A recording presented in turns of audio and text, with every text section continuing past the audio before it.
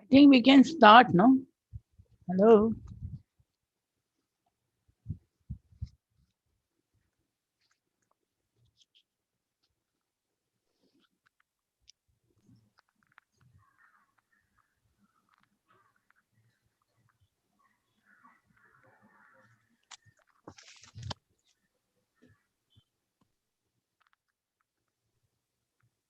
Technical committee here. Should we start our conference? Vishakha, Jyoti?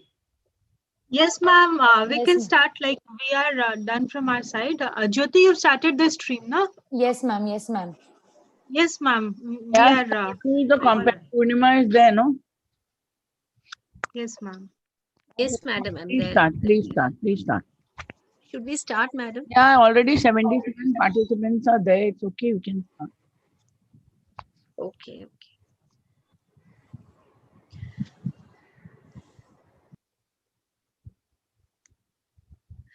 Good morning, everybody. A very warm good morning to everyone present today on this one-day Maybe you should multi. just put your video on, no, Purnima? So, No, नहीं तो ma'am. एकदम blank लगता. It's okay. It's okay, ma'am. Yeah. Okay, fine. On this one-day multidisciplinary national conference on effects of COVID-19 and lockdown on trade, industries, modern businesses, and different sectors of economy. We are very fortunate enough to be in collaboration with IIDOL, University of Mumbai, and also to be in association with IIDE and Bank of Maharashtra for their technical and partnership support. I, Dr. Purnima Sharma, on behalf of my management principal, vice principals of aided and self-finance department, my colleagues, staff, my entire team of technical stature, and my colleagues from other colleges hereby take this pride to be the representative today. In just 11 short months, world has changed drastically with hospital systems, vaccines, face masks becoming the mainstay of our lives. COVID-19 pandemic has brought countries to a standstill, reimagined normal living patterns and pushed the global economy into one of the worst recessions of recent times. This changed orientation has adversely affected the global economy, with uncertainty about future conditions worsening the situation.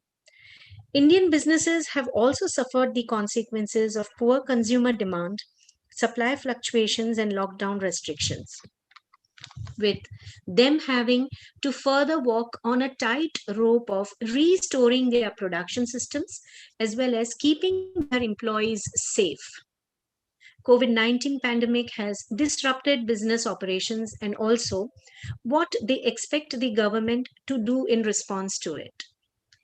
The two-phase rollout of survey, that is during the lockdown and after the lockdown, helps us in understanding whether business prospects has improved over time with government announcements of various self-relief measures and economic survival revival strategies or not.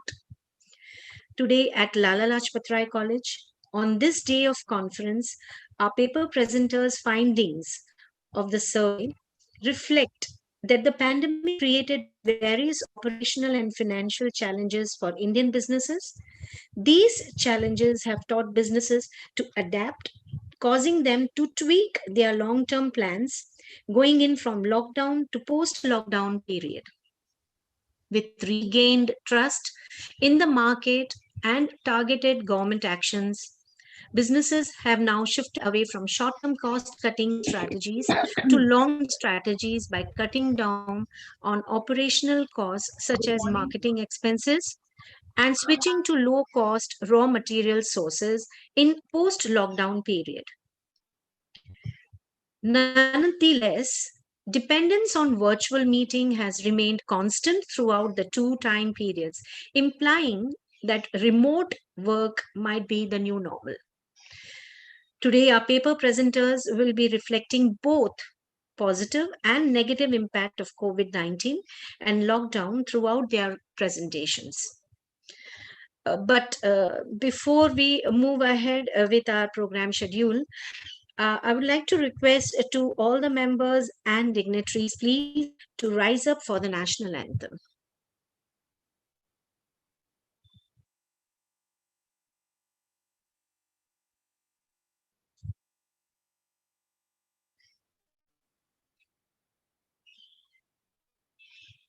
जनगण मन अधिनायक जय हे भारत भाग्य विधाता। पंजाब सिंध गुजरात मराठा द्राविड उत्कल बंगा। विंध्य हिमाचल यमुना गंगा उच्चल जलधि तरंगा। तव शुभ नामे जागे तव शुभ आशीष मांगे।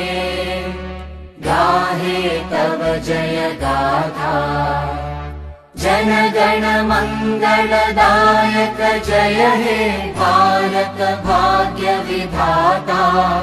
जय हे जय हे जय हे जय जय जय जय हे।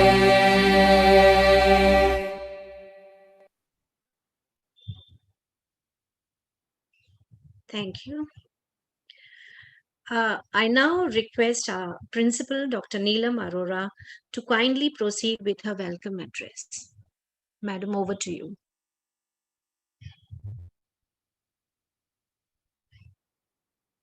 Madam, please unmute yourself. Yeah, good morning and warm welcome to all the participants. I just had a word with Dr. Mane, so he'll be joining us in another 5-10 minutes. Though we are on a virtual platform, I would like to begin our conference normally as we would have done by paying homage to our great leader Lala Lajpatrai ji, in whose memory our college has been named. So my sadar naman to Lala ji. And so we cannot have a garlanding here. I would like to virtually pay my homage to the great Lion of Punjab, Lala Lajpatrai ji. COVID-19, we've been living with it for the last whole year. I think it was December last year, 2019. In fact, more than a year. And we are in Feb 21. It takes me back to a conference we had earlier, around 5 years ago in 2015, where our topic for the conference was Vision India 2020. And we had called for papers and presentations, and people had presented papers from all over the country. And it was such a glorified account of 2020 vision. I remember that India will be a superpower, trade and commerce will be at an all-time high, and the huge companies will be promoting trade, and India will be on the global scene, and the entire global market and will flourish. And it was just a vision we had when we had this topic, 2020 Vision India. I don't think at that time anybody had envisaged that 2020 would be a blank year, a bleak year, a year of something unheard of. The trains closing, the economy shutting down, people not being able to meet, social distance being the norm, and all global economy being hit at the same time by this pandemic. It is something which was unheard of, uncalled for, and something which nobody had ever envisaged in their Vision 2020. Because not a single paper we came across which predicted 2020 would be such a bleak year. But as they say, necessity is the mother of invention. I would say now there's a lot said about COVID-19, and a lot is going to be said in the forthcoming papers. We will be seeing what impact it has had. If we have seen that all top companies of India, whether it is Tata, whether it is Larsen and Toubro, whether it is Reliance, whether it is Birlas or any other big company, they have suffered a lot. They've had to close operations. Even small startups could not survive. All the restaurants which may have just started, say sometime in Jan, Feb, and were looking forward to a bright year to repay their loan, to enjoy patrons and invite them to have the delicious food, the menus they had decided, the five-star hotels, the weddings that were planned, all of them came to a standstill. Now, such a impact will naturally have a lot of positive and negative impact.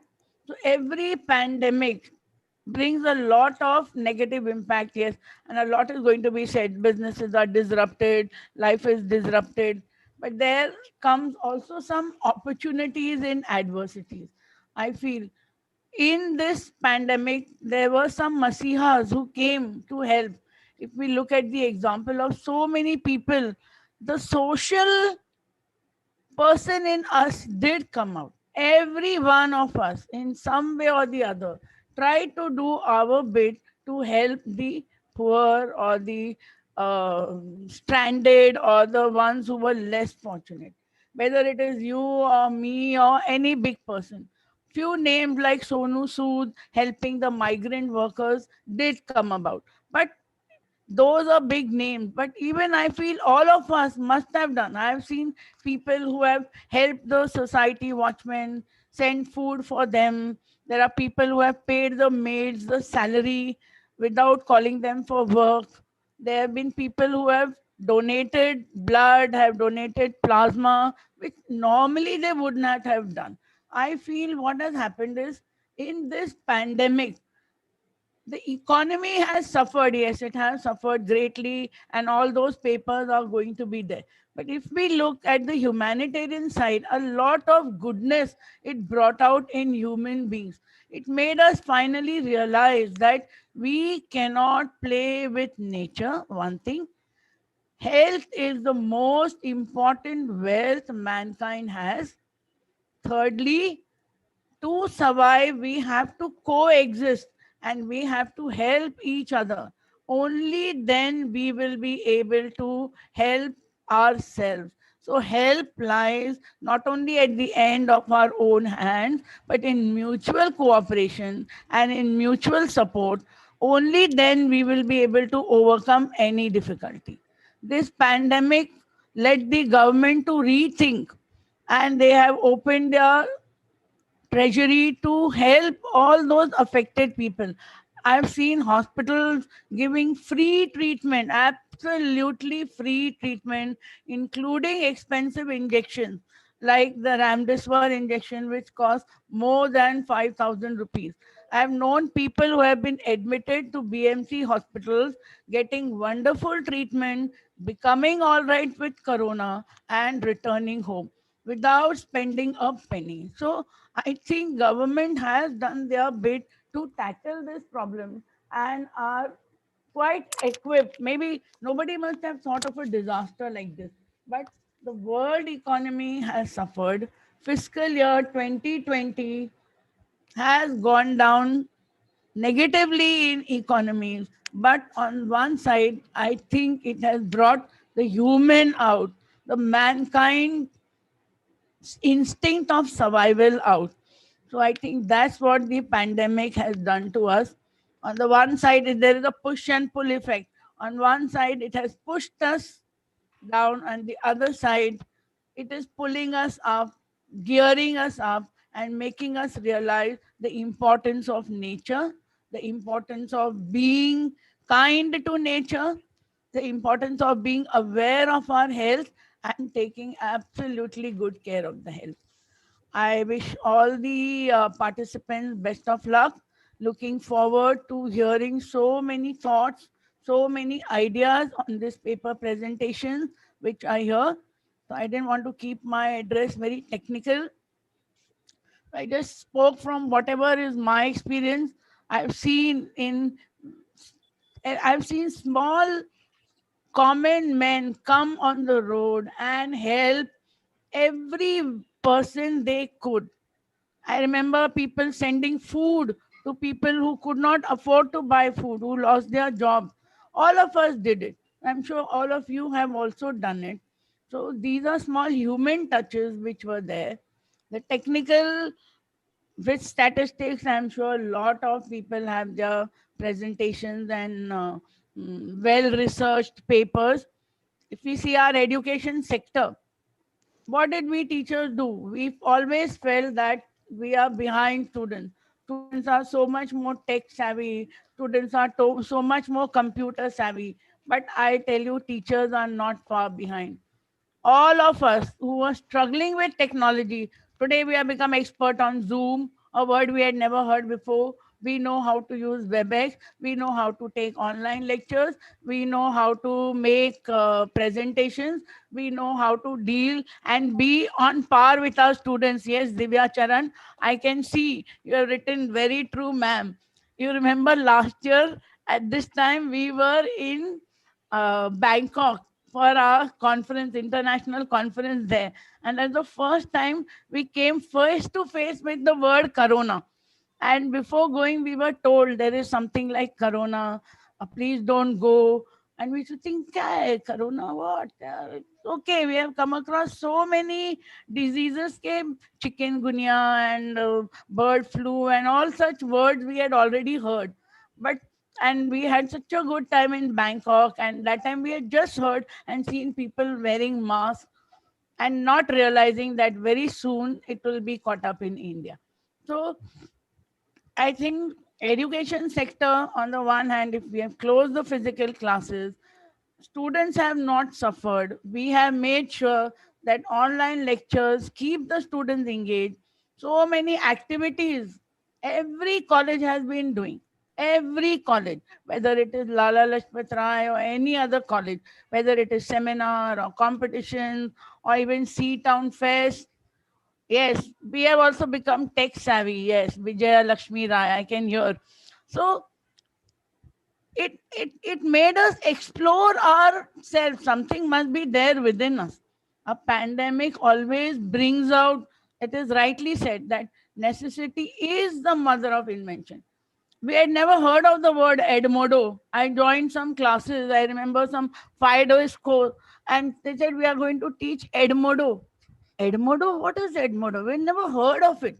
And yesterday I was talking to a neighbor who must be in the second standard, and I just casually inquired, "So, Chaurya, how's your online classes going on?" He said, "Yes, ma'am, auntie, we are doing it on Edmodo, and teacher sends us quizzes on Edmodo."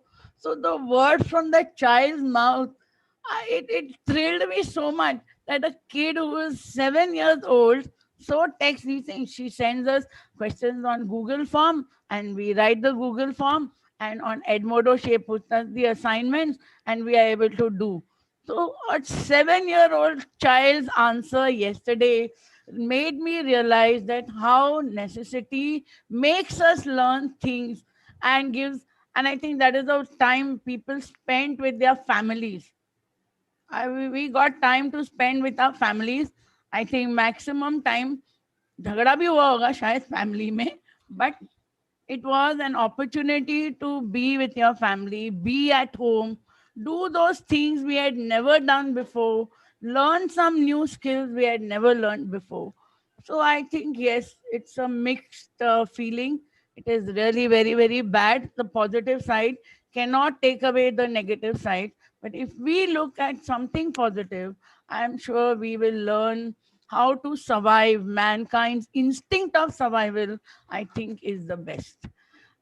Thank you, and all the best to all of us waiting for listening to such resounding papers of scholars with such great diverse ideas, and wish you all the best. I'd like to thank the entire team of the organizing committee of Lala Lajpatrai College for their what do I say? Something which they have been doing day and night. Last 10 days have been just conference, conference, conference. So many messages. I think Kranti and I, we were conversing till 12:30 in the night, 1 o'clock in the night. And when I woke up, the first thing in the morning, I saw Kranti's message.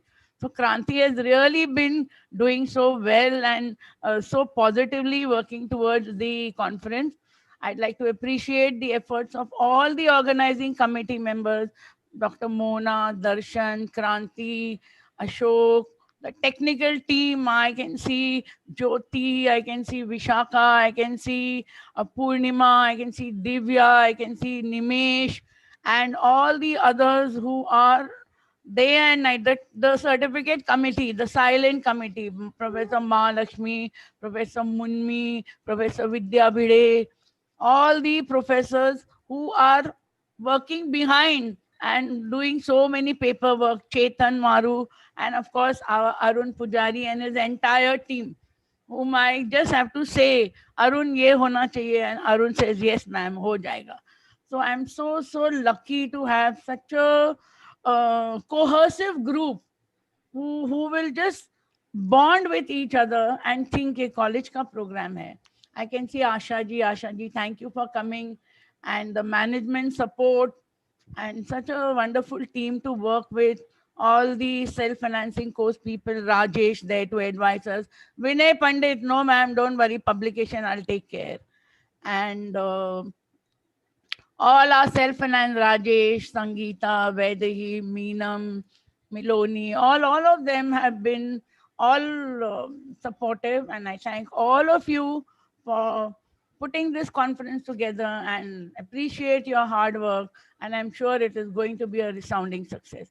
Thank you all, and let's go ahead and watch the paper presentation. Thank you.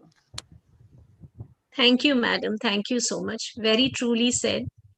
Now, it is our hope only that this better recovery can sow the seed of a healthier, fairer, and greener globalization. No, that can be nourished by a, we can say, by a more resilient approach to multilateralism. Thank you, madam. Very well said, and very truly said also. We now move ahead with Dr. Prakash Mahanwar, Director IIDE.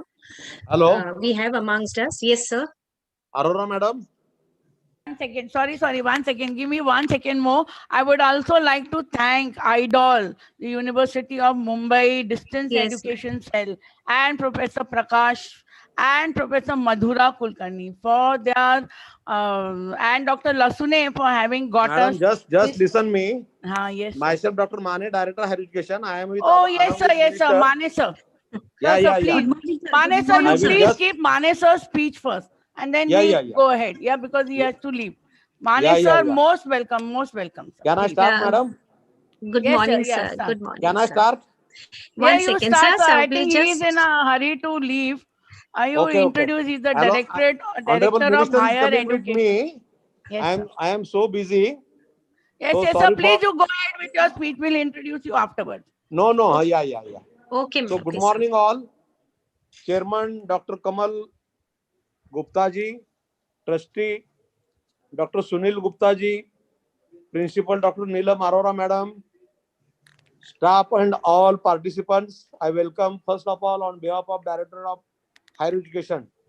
Congratulations for hosting National Conference 2021 on the very apt topic on effects of COVID-19 and lockdown on trade, industries, modern businesses, and different sectors of the economy. Since the outbreak of the coronavirus disease of 2019 COVID, that is COVID 19, more than 1 million people have lost their lives due to the pandemic, and the global economy is expected to contract by a strategic 4.3% in 2020. Millions of the jobs have already been lost. Millions of livelihood are at risk, and an estimated additional 130 million people will be living in extreme poverty if the crisis persists. These are grim figures that reflect the immense challenges and human suffering caused by the pandemic. Nor is an end to COVID 19 yet in sight. In many countries, the number of new COVID 19 cases is rising at an alarming rate. right now in Maharashtra also, if you read the today's newspaper, again the COVID-19 cases are rising rapidly, and for many, a second wave is already an unwelcome reality. Much uncertainty remains about how and when the pandemic will run his course. It is a global phenomenon and subject is vast to study. Now, with reference to Indian economy, the scenario is equally bad. Lakhs of people are dependent and on tourism for their livelihood, and today whole tourism department has been under lack of pandemic fear. Import and export are always two sides of a coin, that is trade due to trade decline, aviation aviation lively sorry international flights are affecting with great heat. In such a widespread situation, Indian government is forced to run in major loss of trade. Textile industry was on good hike previously, but now situation have changed and we are running in a great losses. Lastly, I again welcome all the dignitaries of the dais and participants and the organizer for organizing such type of event on COVID-19 pandemic. Government of Maharashtra has taken lot of initiative to run the colleges, to start the colleges, and each and everything. We have lastly initiated online examination, online teaching, everything as per the UGC guidelines and State Disaster Management Authority guidelines. So, because of some time, I have no time. I am with Honorable Minister in function. So I welcome once again all of you on behalf of Directorate of Higher Education and whole education system to the participants, dignitaries, and the organizer, and wish you all the best and a very grand success. Thank you. Thank you very much. Thank you so much, Mane sir. You have elevated our conference to the next level. It was a great honor having you as our chief guest, sir. I called him, been calling him last 3 days continuously. So he said, okay, I will try to join. I tried. Just 5 minutes ago, I called him and he said, I'm with a minister, but in 5 minutes, I will join your conference. That is why we didn't have time to introduce him. Thank you, Mane sir. It was very, very nice of you to join, and thank you for your very kind words. Thank you so much. Purnima, I would now request you to Yes, introduce ma'am. Mane Yes, sir ma'am.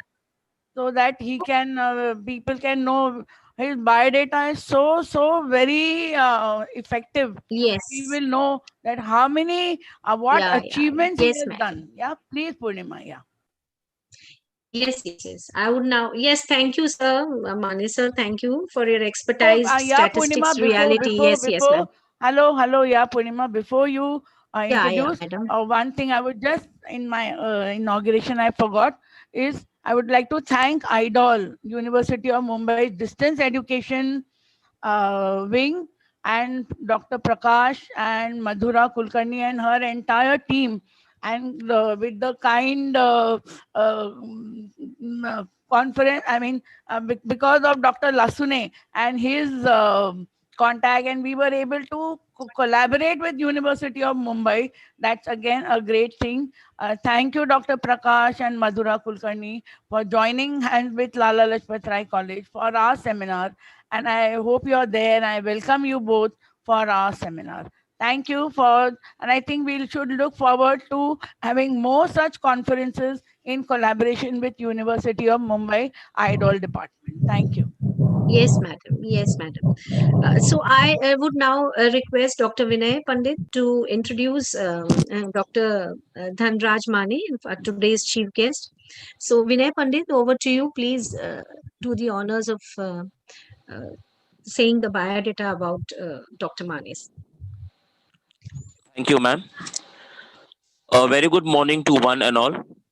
It gives me immense pleasure to introduce our chief guest for today's national conference, Dr. Dhanraj Mane, sir, Director Higher Education, Maharashtra State.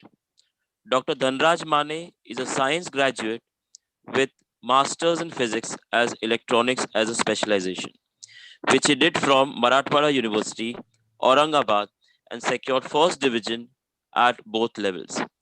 Sir had done his doctorate from Dr. Babasaheb Ambedkar Marathwada University on the topic Synthesis and Characteristics of Magnetic Oxide System with Spinal Structure. He is presently working as a Director, Higher Education Maharashtra Government, Pune, since 6th January 2015. Worked as a Registrar at Dr. Babasaheb Ambedkar Marathwada University from 20th December 2011 to 5th January 2015. Worked as a principal at Balbhim Art Science College, Commerce College, Bede from 15th May 2010 to 19th December 2011. He has also worked as a principal at Shri Krishna Mahavidyalaya from 13th June 2002 to 14th May 2010. In the same institution, he was a lecturer from 12th June, from 1st January 1992 to 12th June 2002. Sir is a life member of many scientific bodies like, to name a few, Indian Science Congress Association Kolkata, Indian Association of Physics Teachers Kanpur, Indian Physics Association, and many more.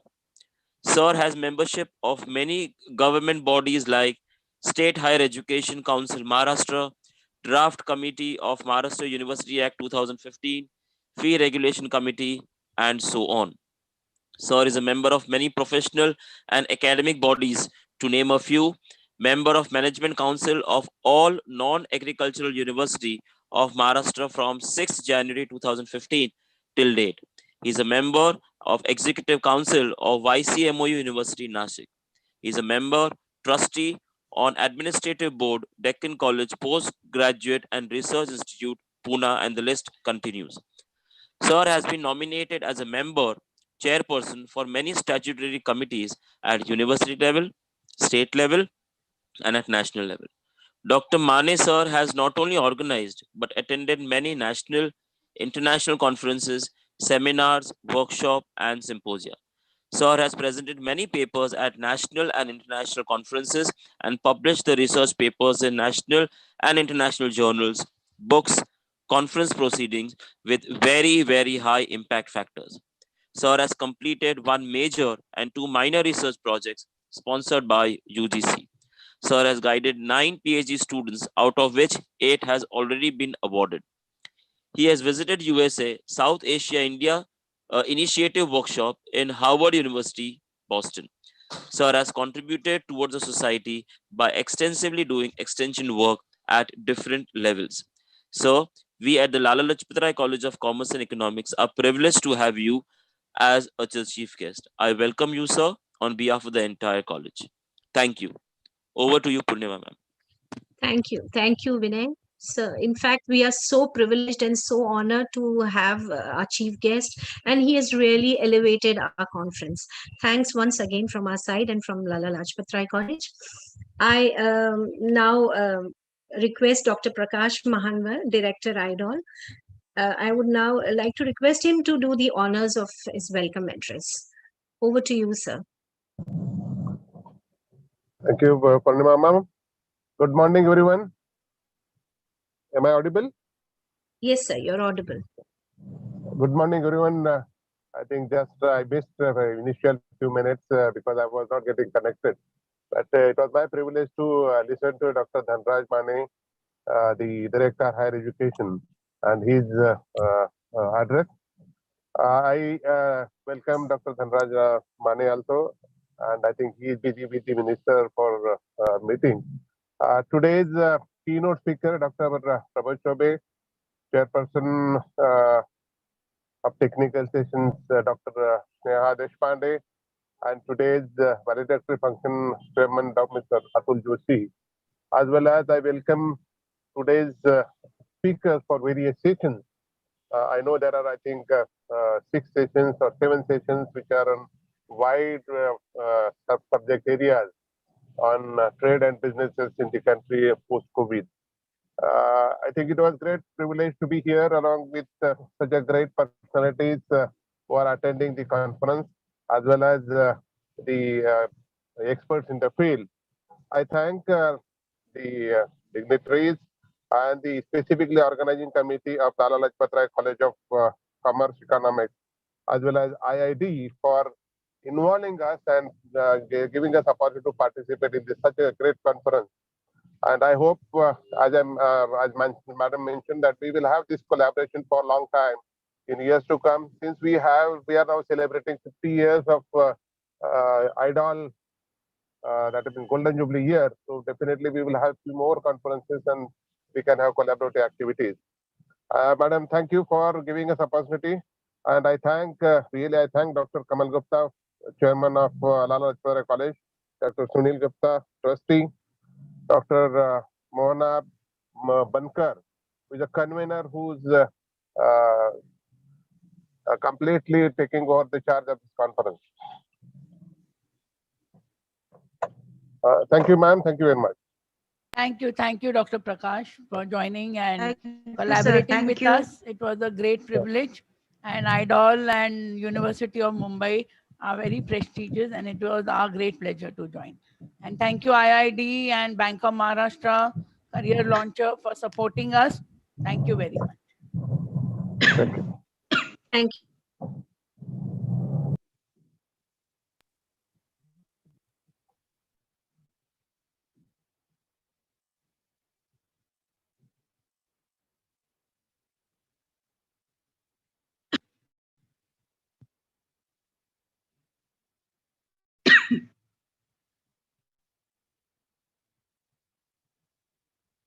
Why is this black patch coming here? Jyoti, can you do something about it? Yes, ma'am. Yeah, okay. Now please go ahead. Hello. Hello. We now proceed further by Dr. Mohana Bankar, our convener, to give a brief on the objectives of the conference. Over to you, Mohana.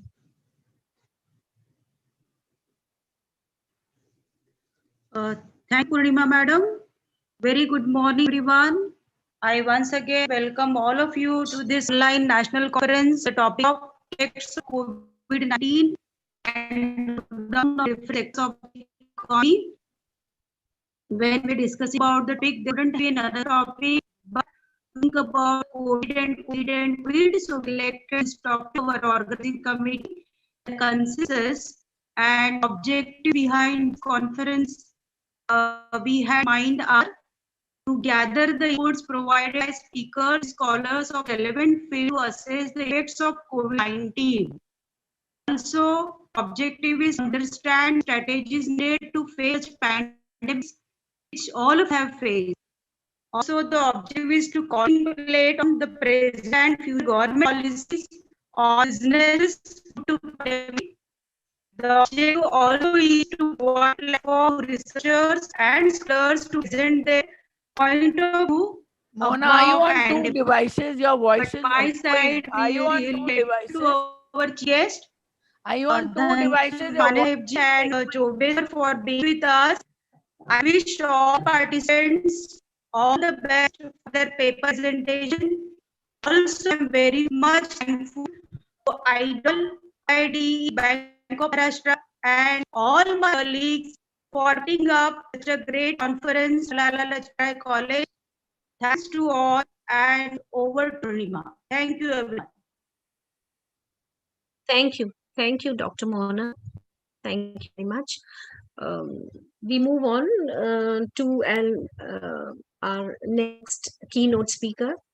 And it is honor to have amongst us. We are very honored to have amongst us Dr. Prabodh Chaube, former SGM and head R&D Center BAS. I would now like to request Dr. Arun Pujari, Vice Principal Self-Finance Department, to please introduce Sir. Well, good morning. Good morning to one and all. It is a great honor for me and privilege to introduce and welcome Dr. Prabodh Chaube as a keynote speaker for our national conference. I have had a privilege to listen to Dr. Chaube in one of the webinars during lockdown. And I was so impressed, I literally trolled him online and got in touch with him through social media. And today we are so us as a keynote speaker of the day. His professional achievements: he had worked with BASF, world's largest and most admired multinational chemical company, for more than 25 years. He has worked there as a senior general manager and head of R&D Center. He was a faculty at State University of New York, USA for 2 years.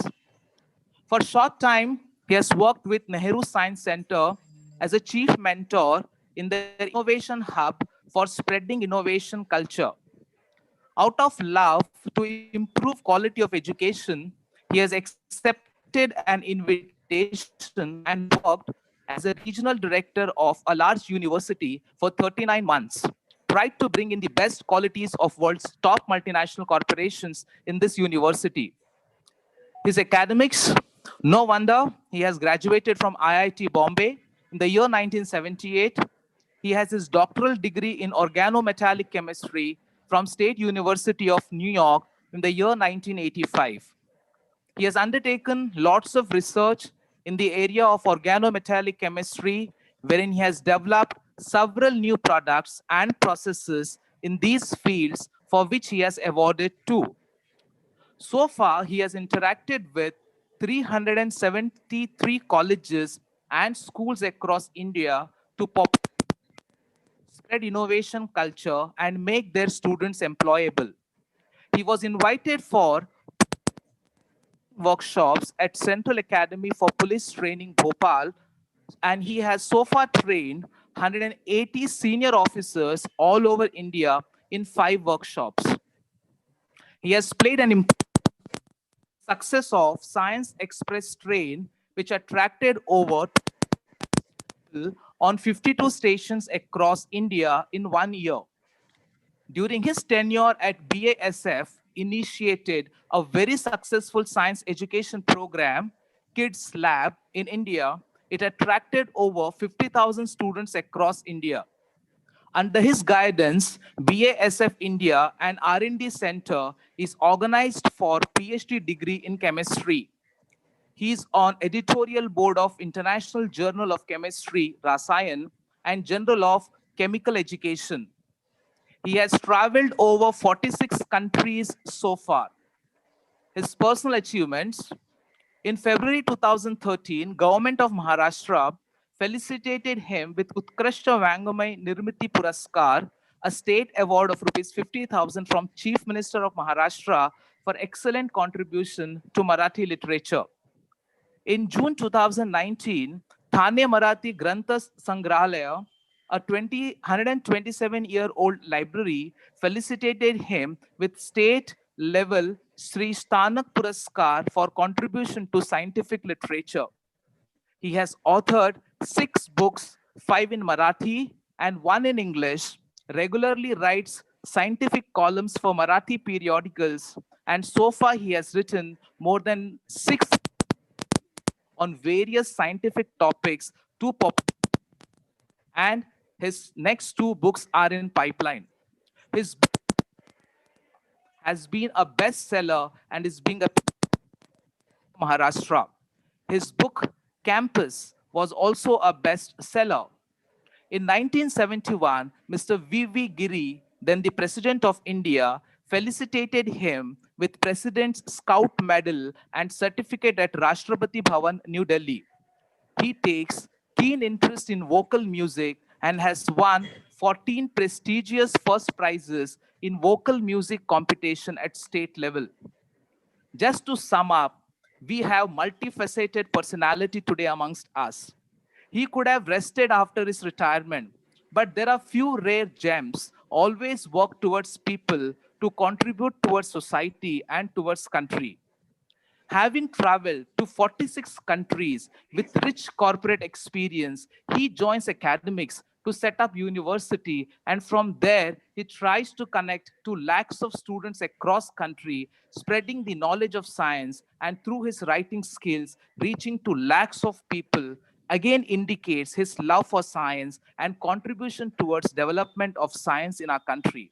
So we are indeed fortunate to have him today amongst us. So ladies and gentlemen, let me once again welcome Dr. Prabodh Chaubey for our national conference. Thank you. Thank you so much.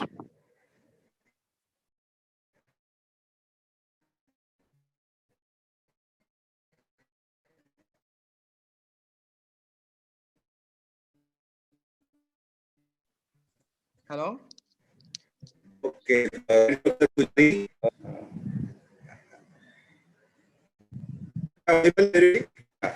okay. Thank you, Professor Pujari. Thank you, Principal Madam, and thank you all faculty members and all the students present here today.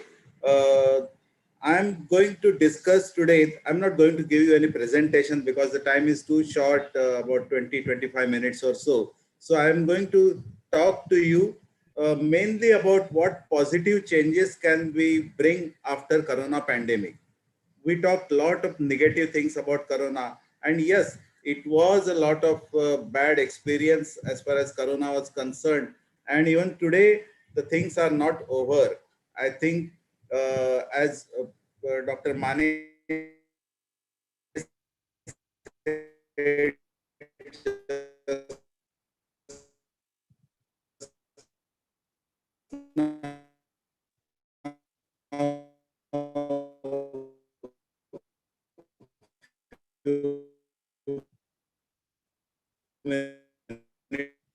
minutes back, in UK and USA till November, if you think the graphs were very high, if you see today's graphs, the graphs till November were nowhere. Today's graphs are almost 3 times bigger than the peaks are much higher. So I hope in India we don't face such a bad time, but we have to be very, very careful. That will be really dangerous. So let us keep our fingers crossed. But as far as Corona, let me briefly summarize the dark side of Corona. First time in the history of mankind, the entire human world was locked. That too for more than 6 months. And we don't know when the end is coming. In spite of vaccine, future is unpredictable. Corona is here to stay and we have to prepare ourselves. About 10.75 crore cases have been reported worldwide so far, and 23.6 lakh deaths have been reported as on today worldwide. Certain businesses are still totally grounded. Unemployment, salary cuts, no increments, everything was unavoidable. But this was the dark side of Corona. What is the positive side of Corona? I think today I'm going to focus only on the positive learnings or what we can do, what positive things we can learn from Corona. I'm going to talk only about that in next 15 minutes or so. Corona was definitely a bad news, but let us convert it into a good news. What can we learn? It gave us an opportunity to change and has given us time to seriously think that can we make some of these changes sustainable?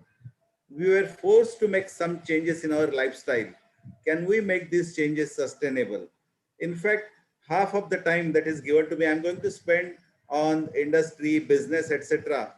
But since yours is an education institute and many of the students are attending and faculty members are attending, and today's chief guest was also from education field, I have decided to talk few things about the education field also. What can be the positive changes we can bring in?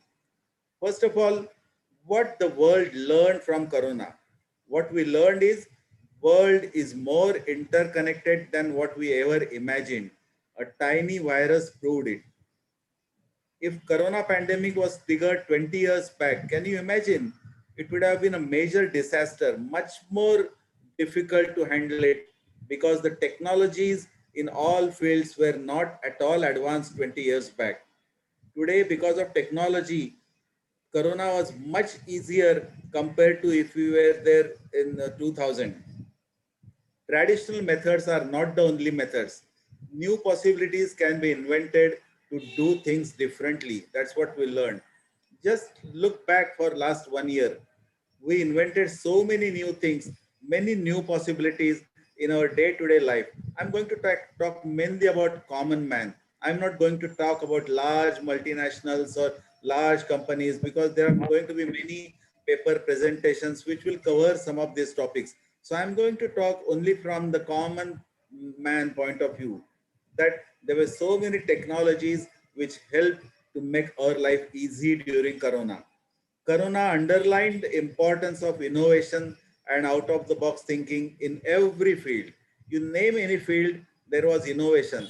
Right from religion to businesses to education, there was innovation. If you talk about religion, most of the temples were closed and they came out with the online pujas and whatnot. And so everybody had their own invention to take care of their own business and their own strategies for Corona. Let us first talk about communication technologies. Online work, flexi time work has become a buzzword today. If you would have talked about flexi time work, say 10 years back or 20 years back, the HR people wouldn't have liked it. I know in wherever I worked in the past 30 years or so, I always encourage flexi time work because I have seen that it gives much more energy and flexi time always gives more output from employees. But somehow the HR departments would never like it. But today Corona has forced. TCS, the Tata Consultancy Services, has about 47 lakh employees, and 75% of that will hereafter permanently work from home. That's what they had declared. This is a major, major change worldwide. Most of the corporations are going in for work from home wherever possible, and this will be sustainable effect. Even if Corona is not there, some of the corporations will work from home. This will save a lot of money for employers and employees. It will save a lot of energy. It will save cost. It will increase productivity. It will improve health and reduce burden on healthcare. Just look the way we live in Mumbai, for example. The life is so stressful, so strenuous, and those who are working from home, they are really enjoying and liking it. So in business, I think we'll have to come out with a permanent work from home model wherever possible. There are certain things we cannot avoid. We have to go to work, but at least 70-75%, if we can work from home, there will be a reduced burden on everything. Then novel methodologies will have to be developed to remove phobia for online work. I have seen initially there was a lot of phobia amongst teachers and some other people across India, but now the phobia is almost gone. Every nation realized that communication technology gave major relief during the pandemic. Can we further improve these technologies? India has a potential. If you see the engineering students, most of them these days, they don't go for the traditional engineering. Like in my time, IIT, mechanical engineering, electrical engineering, civil engineering, metallurgical engineering was the buzzword. But today, if you ask any engineering student, they say, I'm going for communications engineering or IT engineering, etc. So we have lots of these communication related engineers. Can they not take this as a challenge and have some kind of communication packages made in India and distributed all over the world? Why do we depend on foreign packages all the time? Zoom, Google Meet, why only foreign names? Let India develop. As such, Indian innovators are developing and working for other companies outside. Why not develop it for India in local languages, etc., etc. Indians do have many jobs in IT and communication abroad. Can they not develop something in communication technologies for the world? This is one thing that will be positive if we do it. Then are we doing real innovation? That is another question. If you really look at the last 50 years history, there was only one innovation where the credit officially goes to Indian person. That was Hotmail. Hotmail, people officially say that it was invented by one Indian. Many other inventions were by Indians, but since they were working for other companies, the inventions are in the other names. So can we not invent in India for India and make it as a business model for future? I think we have to really think about it and learn this from Corona. Coming to e-commerce, e-commerce has become almost mandatory for survival. Online shopping apps and portals are part of our life today. People realize that it is less expensive and more convenient. Digitization of business has become a necessity. Even so-called mobile phone illiterate persons have started doing mobile banking online. I know my one of my music teacher, who is, I mean, the today's commercial world, he should be called as illiterate because even though he's very good as a musician, but in terms of handling mobile and online, but during Corona, he learned everything. Now he does everything online, even his banking, etc., which has become a necessity. Bill payment, fixed deposit, etc. Everybody has started doing online. I think this was a positive side of Corona. During the worst period, recently I read a report from one of the top private banker in India. He said that 85% of fixed deposits in that top bank were deposited online during Corona period. I think if it becomes a day-to-day affair, then there will be a major transition from people who are afraid to even write checks can now start doing net banking. Faster processing, less burden on bank staff, and easy for customers. So there is a scope to take it further. Can someone develop a business model out of it so that it becomes a routine procedure to work online when it comes to money and banking?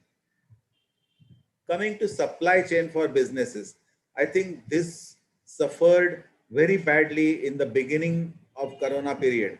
Industrialists have to develop new strategies for supplies hereafter. Today's supply chain is too complicated. Anything you manufacture, the raw materials come from almost everywhere in the world. And many industries are totally dependent on China. Due to advantages of Chinese supplies, many Indian small scale and medium scale suppliers have closed down. This has to be re-evaluated and reversed. As a nation, we have to have our supply chain strategy that will easily take us through difficult situations like pandemics, wars, natural disasters, and other unforeseen crises. If such supply chain strategy is developed, then even if there is another second wave of corona, or even if there is, no matter what happens, we will not suffer. I think this is very important learning from corona. Now coming to marketing opportunities, corona gave us many marketing opportunities, starting with healthcare and consumer supplier goods. There were many marketing opportunities. Some of the marketing may not be fair. For example, you must have seen TV advertisements of 99.9 coronavirus free products, etc. That is all humbug, because as a scientist, I know that virus is not a living thing. Virus is a chemical. When people call it virus is killed, that is absurd. Virus is chemical. How can you kill a chemical? So, okay, that is a marketing and advertising. But okay, as far as fair marketing is concerned, we can have lot of opportunities we learned from Corona. For example, companies which manufacture washing machines, cloth dryers, dishwashers, if they do aggressive marketing, in future they will have really big market, because in Corona period we learn to live without our housemaid and without their servants and helpers. Textile companies should take the opportunity of marketing wrinkle-free clothing, iron-free clothing, lotus effect clothing, which is stain-free, easy to wash clothing, because in Corona we learned to live without laundry and without dhobi, etc. So if this becomes a part of our daily life, we'll save a lot on money and energy. At right time, many entered health-related consumer goods manufacturing and supplies business, and there is a good future for such marketing. Many entered door delivery businesses and supplied practically anything in the world at any place, taking orders using modern technology.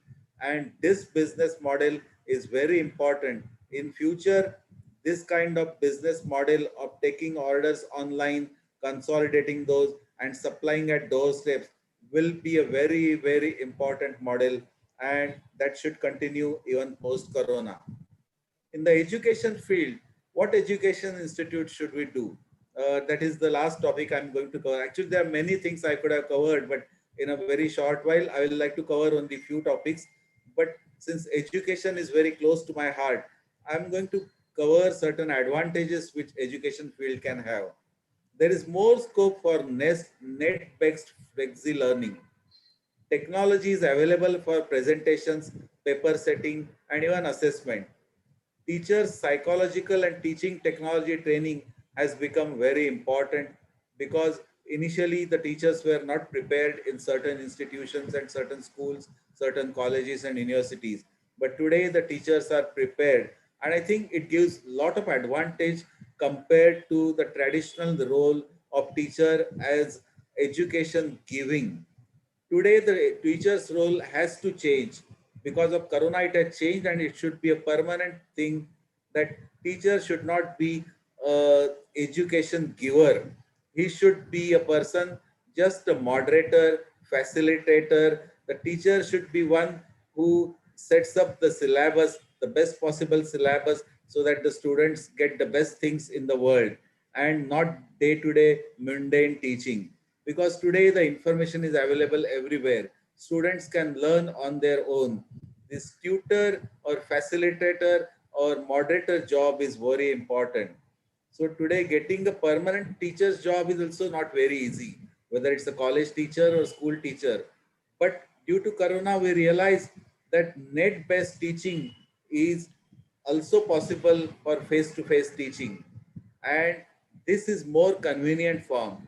This way, people who are really, the graduates and expert in teaching, even if they don't have teacher's job, they can do their own business of teaching. And I think this will be the future way of teaching, rather than physically going to college. Yes, for certain reason, yes, maybe it can be a 70-30 ratio, 30% in college, 70% online. But this face-to-face teaching is also possible, and a lot of people can have self-employment, and maybe government can form certain policies that who can do net-based teaching. There has to be a centralized criteria like experience, training, and how much stipend the tutor should get, how much time, etc. But that should be regulated. But I think this online teaching is going to be the future. And due to online learning, there is a scope to increase number of admissions. Like today, there are certain key institutes like IIT. The number of admissions are limited, 60 per branch or whatever. I mean, whatever is the number. But if it is going to be online learning, why not make 100, 200, 500, 600? There is no upper limit for online teaching. So I think the kind of, we used to have problem getting admission into the best institutions. I think that scenario can change if we take right steps. And here the colleges and faculty members have to take a lead to change our education scenario. They can be facilitators, get the same salary, and have more interesting and challenging teaching job, but in a different manner. And the competition, the cutthroat competition for admissions into colleges and institutions should stop. Everybody should get opportunity to get the best possible education. Now, there is also business potential in the education. Let us look at education from the point of view of industry. The blended learning has become a reality all over the world. I was quite surprised right in the month of March 2020, even countries which are not really developed, they had started online learning or blended model or three-way learning, mobile apps, then physical teaching learning, and through Zoom app or some other app.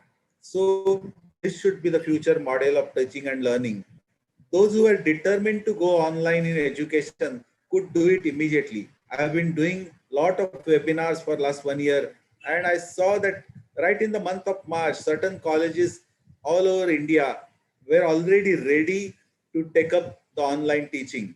I think Corona has taught us. The very first webinar I took, I think in the first week of March in 2020, was for laboratory peons and laboratory assistants all over Maharashtra. This was about safety in laboratory.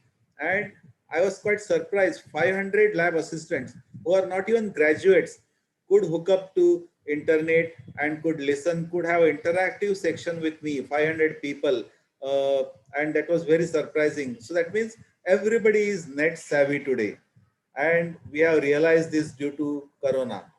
It was realized due to Corona that there is a tremendous scope for new business ventures and new methods of in teaching, learning, and training. In India, there are 32 crore learners in all categories. Earlier, this field had changed very slowly, but in Corona, within 1 year, the teaching field has changed drastically. So I think we should take it up as a challenge and make these changes sustainable. Earlier theory of one size fits all is no more valid, and in education field also it is no more valid.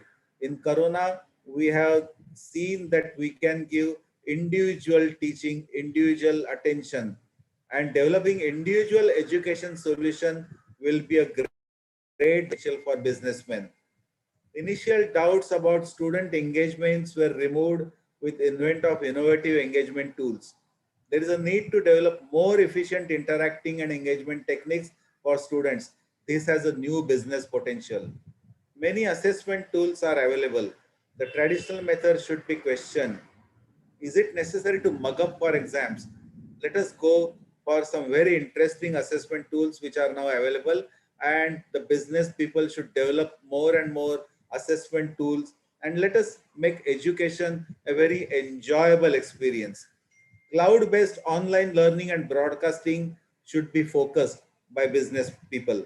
Learning anywhere, anytime concept should become a key part of our education system, and Corona has taught us about that. There is a need to remove phobia for online teaching and learning, which is almost removed. I'll give you one very interesting example how education can be converted into a business opportunity. There is a teacher called his name is Ranjit Singh Disale. He's from Solapur. He's a primary school teacher teaching in a Marathi medium and Kannada medium, because Solapur comes on the borderline of Karnataka and Maharashtra. So that school has Marathi medium and Kannada medium primary students. He came up with a different model.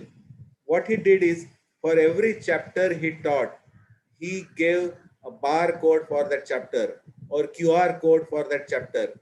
And to that QR code, everything available electronically was linked, like PowerPoint presentations, videos, audio lectures, and many interesting things were hooked up. So students found the learning very interesting and easy. Even students who did not understand Marathi could see the Kannada videos. Students who didn't understand English, they could see the vernacular medium videos. So it was very easy, and that way this model was really appreciated all over the world. Many big companies supported him, and in December 2020, he got the best teacher, the Global Teacher Prize of 2020 of $1 million. Can you imagine a primary school teacher in vernacular medium school in a very remote district of Maharashtra called Patriwadi village at Madha Taluka in Solapur district? He got $1 million prize, and it has become a business potential. Now practically any chapter at any level can be converted into a QR code linked chapter, and many things can be linked to it. And this will be a great fun for students to teach. So immediate changes desired in education field are: learning should not be only degree or exam oriented. Corona has taught us some lessons in this direction. Variety of online assessment tools are available and they should be used rather than exams, especially the colleges which are now, as Mumbai University calls it, Swayata colleges or autonomous colleges. They have some liberty to try these new tools. Learning process to be converted into lifelong learning and not just till BSc degree or a BA degree or whatever. Teachers are no more information givers and they will be motivators and facilitators. Employers have to change method of selection of employees. Employers should not judge their employees, the potential employees, by their degrees and marks and gold medals.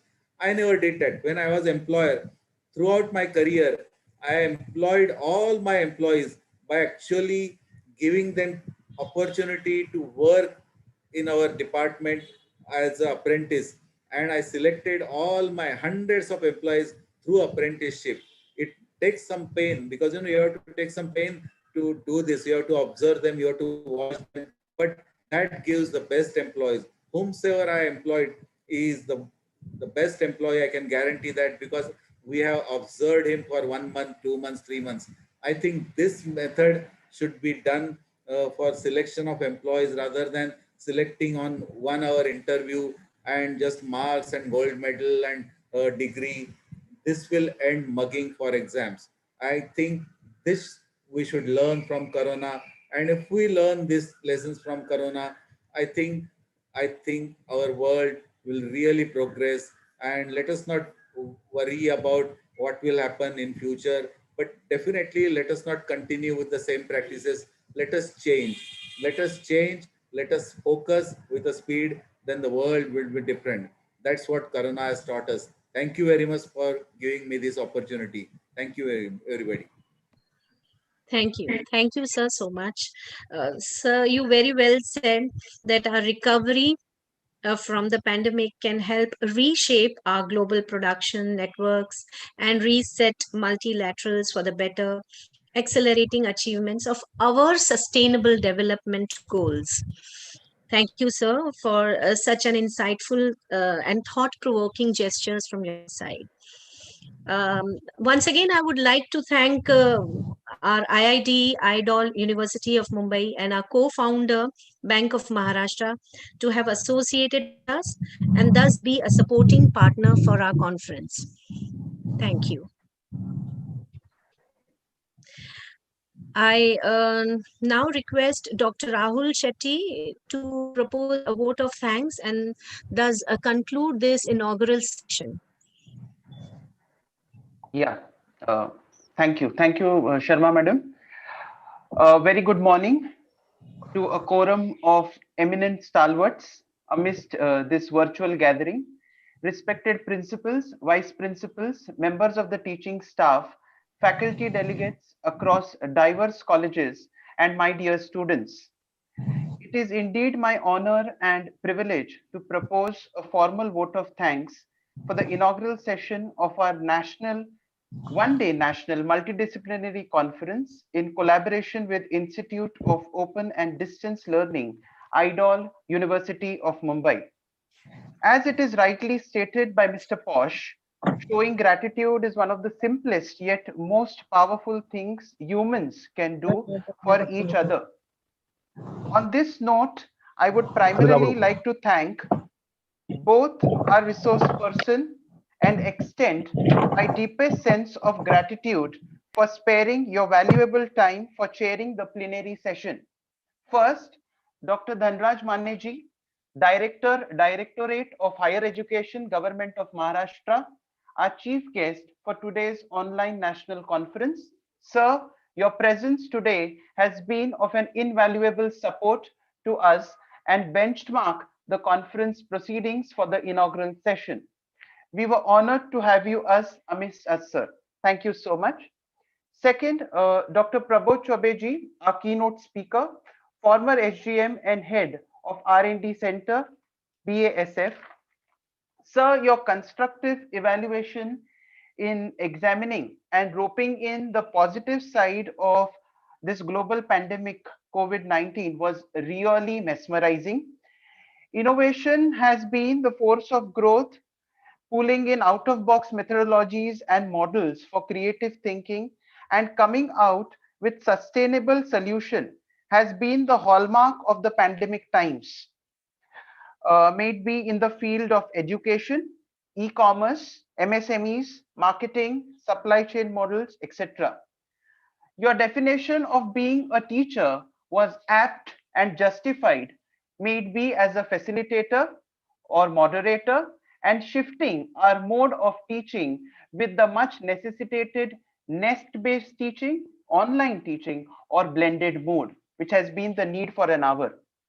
You have correctly highlighted the need for edupreneurs in the field of education with examples of a primary school teacher who was rewarded for his innovation.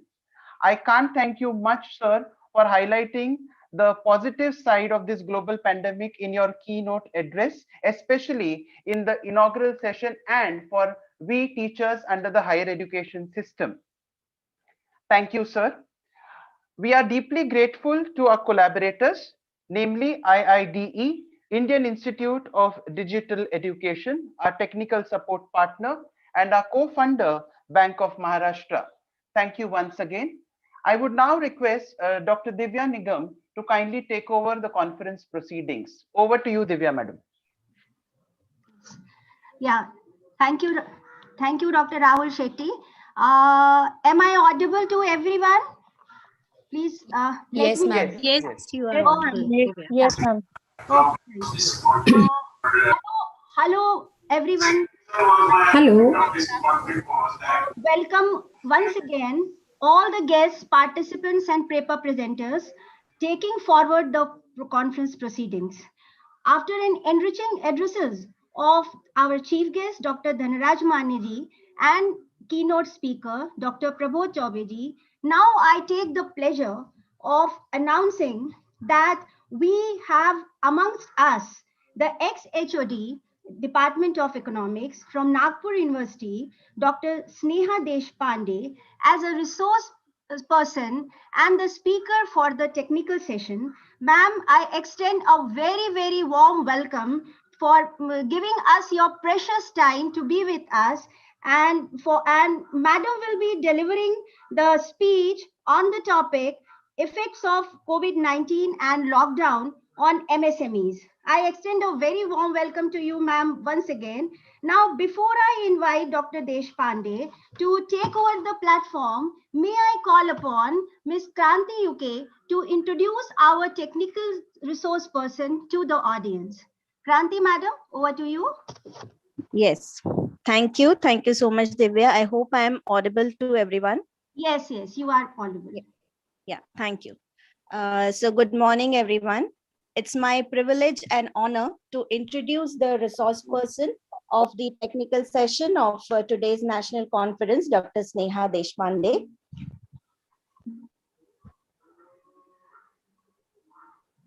I hope I'm audible. Yes, you are audible. Yeah, okay. Introducing Dr. Sneha Deshpande is my privilege, and she belongs to Nagpur, my hometown, and I have heard her many times, and I thought she would be an apt person to be our resource person for today's national conference. So Dr. Sneha Deshpande is MA in economics, B.Ed, MPhil, and PhD.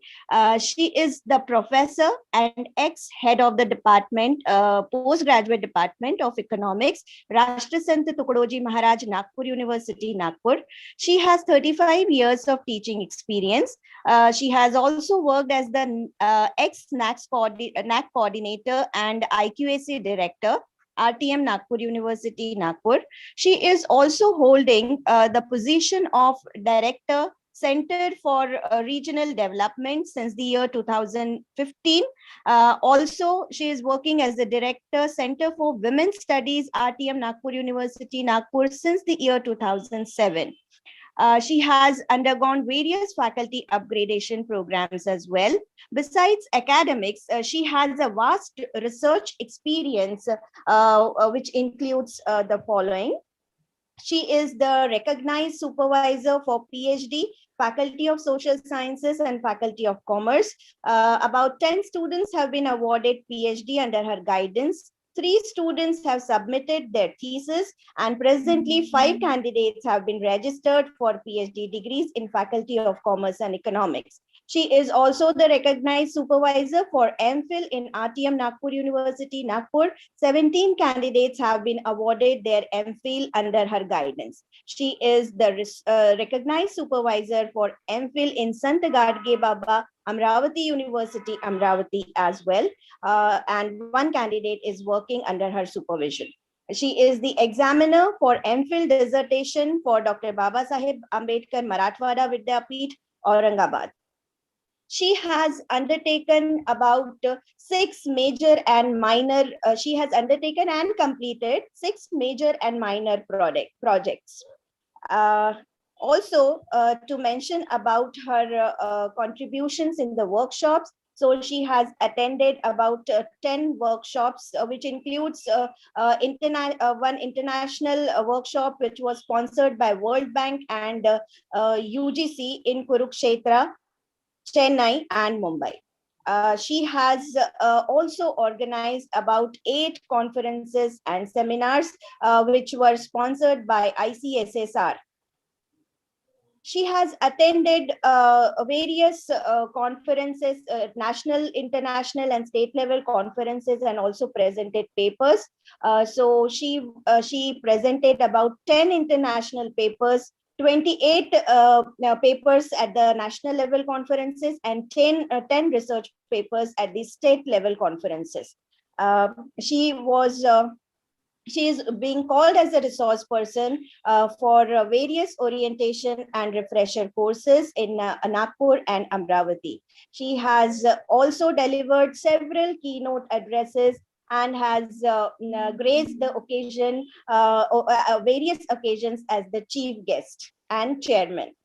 Apart from academics and research contributions, she has also organized various extracurricular activities. She is holding various important positions, which includes the following. She is the Senate member of VNIT Nagpur. She is the chairman of Board of Studies Economics, RTM Nagpur University since the year 2015. She also held the position of member of Senate, RTM Nagpur University, Nagpur from the year 2003 to 2005. She is the member of the Management Council, RTM Nagpur University, Nagpur. She also worked as the treasurer of Matru Seva Sangh, which is an NGO working for women and by women since 2005 to 2017. She is the life member of All India Economic Association. She is the life member of Vidarbha Economics Teacher Association, life member of Marathi Arthashastra Association, and life member of Indian Council of Cultural Studies.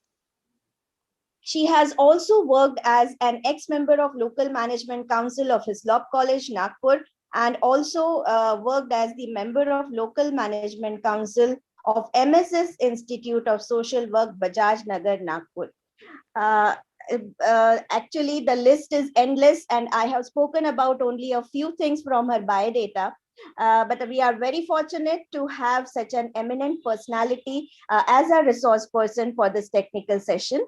I would like to take this opportunity to thank her for accepting our invitation at such a short notice. So now I request Madam Dr. Sneha Deshpande to deliver her talk on effects of COVID-19 and lockdown on MSMEs. Over to you, ma'am. Hello, can you hear me? Yes, ma'am. Yes, ma'am. Am I audible? Yes, and ma'am. one request, please allow me to share the screen. Kindly the host allow me to share the screen. Done, ma'am.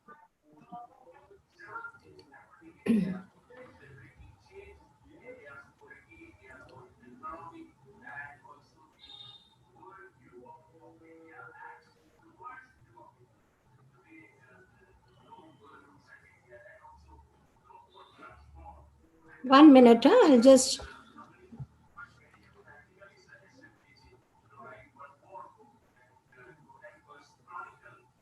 One minute.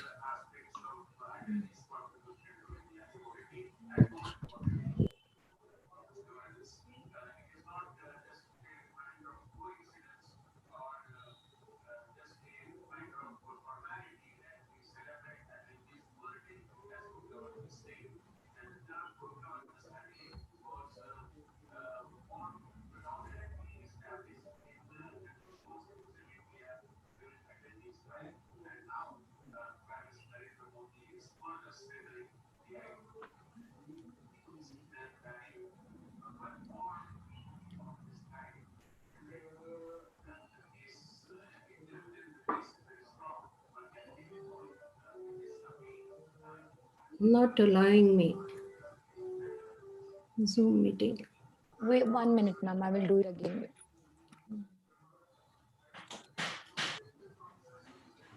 Ma'am, now try. Yeah, I'll just try it. You'll have to wait for some time because that is not from my side. It is not, I think, responding. Shall I mail you that and you'll show the. Yes, ma'am. It will do. Yes, ma'am. You can. Or I'll have to join it again. It is telling me Zoom is not working at my end. I'll close the program. Again, I'll join it. Okay? Yes, ma'am. Okay. Hmm. Okay, ma'am. Yeah.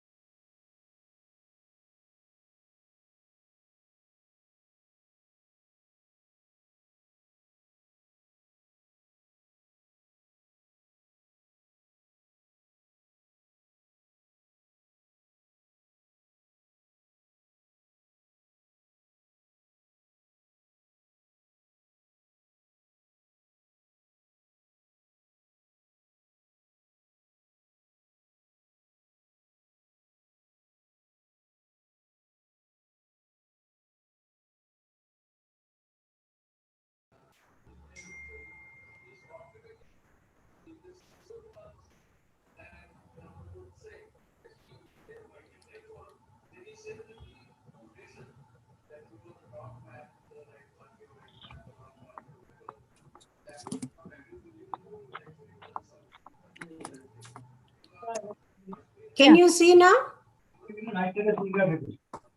What? नहीं, we'll generally it could be also ना हमारे side पे है. Right side. Yes, ma'am, it's visible.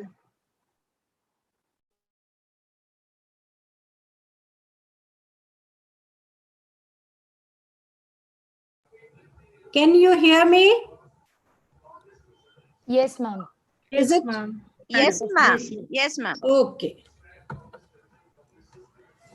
All right. Now, shall we start? Sorry for the disturbance, whatever came. First of all, thank you very much for inviting me for this online one-day national multidisciplinary conference on the topic effects of COVID-19 and lockdown on trade, industry, modern businesses, and different sectors of the economy. Hello, can you hear me? Yes, ma'am, you are Okay. perfectly audible. Yeah, because I'm not getting any response. That's why I'm asking you. In between, again, if you don't hear me, please tell me if there is some problem from this side. Okay? Okay, ma'am. Okay, ma'am. Yeah. I'll just make it a screen, this thing. It will be. Okay, right. Honorable Principal, Ma'am, Neelam Arora ji, staff members of Lala Lajpatrai, College of Commerce and Economics, Mahalakshmi, Mumbai, and participants who have joined today for this one-day national conference. Good morning to all of you. Now, friends, the topic which I have chosen, impact of COVID-19 on micro, small, medium scale enterprises. What is the impact of COVID is there on this particular enterprises? This is my topic. Now, this topic I have divided into three parts. One is, what do we mean by MSMEs? Second is, how MSMEs got affected because of this lockdown. And third part is, what new MSMEs have come up because of lockdown. That is also a new thing which I have found out when I was studying this particular topic. All right, whatever we had earlier, we may not be running that, but some new avenues also got it into this period, lockdown period for MSMEs. And on these bases, my whole interpretation will be there. Thank you, Kitki, for introducing me with so generous words. And now we start with the word, what is micro, small, medium enterprises? Now, before May 9th May 2007, this was known as small scale industries. So when we studied this topic, it was small scale industries, known as a small scale industries, which got merged with Ministry of Agro and Rural Industries in 2006. A new act was produced, it was passed, that named Micro, Small and Medium Enterprises Act, named as MSMED Act 2006. Now, according to this act, what is the meaning of micro, small and medium enterprises? Now, before going to that, what it was done, the enterprises were divided into two parts. One is known as a manufacturing enterprises, other is known as a service enterprises. So enterprises which are engaged in the manufacturing production of goods in any industry, and service engaged in providing or rendering services. And the definition of MSME was done on the basis of investment made in that particular sector. Now, micro enterprises, if they have investment up to rupees 25 lakhs, they were treated as a micro enterprises from 2007 till 2019, I'll say. Then small enterprises, they had investment between rupees 25 lakhs to 5 crores, and medium enterprises were having investment up to rupees 5 crores, but less than 10 crores, they were termed as a medium enterprises. And when we look at service sector, then micro enterprises, they are less than 10 lakh rupees, small enterprises from 10 lakhs to 2 crores, medium enterprises from above 2 crores but less than 5 crores. This is the, if you have made investment in plant and machinery to worth this much of amount, then the term was given to that particular industry as medium, small, micro, small, medium enterprises. But suddenly on 13th May 2020, the definition changed. Why we have to change this definition? Because it was seen that that was the lockdown period which started from March 2020, that these industries were facing a lot of problems. And these problems were not up to 20, even I'll say before 20 also, these industries were facing problem in the form of raw material, in the form of getting labor, especially in the form of electric bills. They were having large amount of electric bills dues, which were not, they were not able to pay. So what government did, they changed the criteria from in manufacturing enterprise investment 25 lakhs to manufacturing and services in micro up to 1 crore and turnover up to 5 crore. Whereas small were up to 5 crores, which and investment up to 10 crores and turnover up to 50 crores. And medium enterprises, which were where the investment was up to only 10 crores, they were investment up to 20 crores and turnover up to 100 crores. So this is how now the new term came into existence, and both were same for manufacturing as well as services. Earlier there was division according to the MSME Development Act, but now from May 13, what they did, both came into one center only, and investment criteria went up from 1 crore, then 10 crore and 20 crore. But a new term was introduced, that was turnover. Turnover for micro, it was 5 crores. For small, it is 50 crores. And from medium, it is 100 crores. Now, this definition again changed on 1st June 2020. Our Honorable Prime Minister Shri Narendra Modi ji officially revised the MSME definition. And this definition was along with the term of Atmanirbhar Bharat Abhiyan relief package, which was approved on 1st June 2020, and investment criteria also changed in this particular section. Now the investment became 1 crore for micro, turnover 5 crore. Small, it is 10 crores to 50. It remains same, but for medium, it became 50 crores and 250 crores, which was only 100 crores in the earlier definition of May 13, 2020. Here the main change came when we talk about the definition which was accepted on 1st June 2020 under the banner of Atmanirbhar Bharat Abhiyan.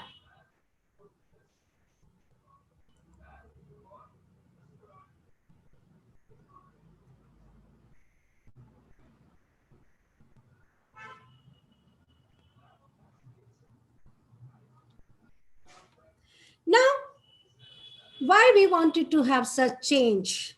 What was the reason? What is the importance of this MSME in our Indian economy? Because when we are making changes in it, means it is a very important field where we should pay attention. And on that basis, what we found that MSME Minister's financial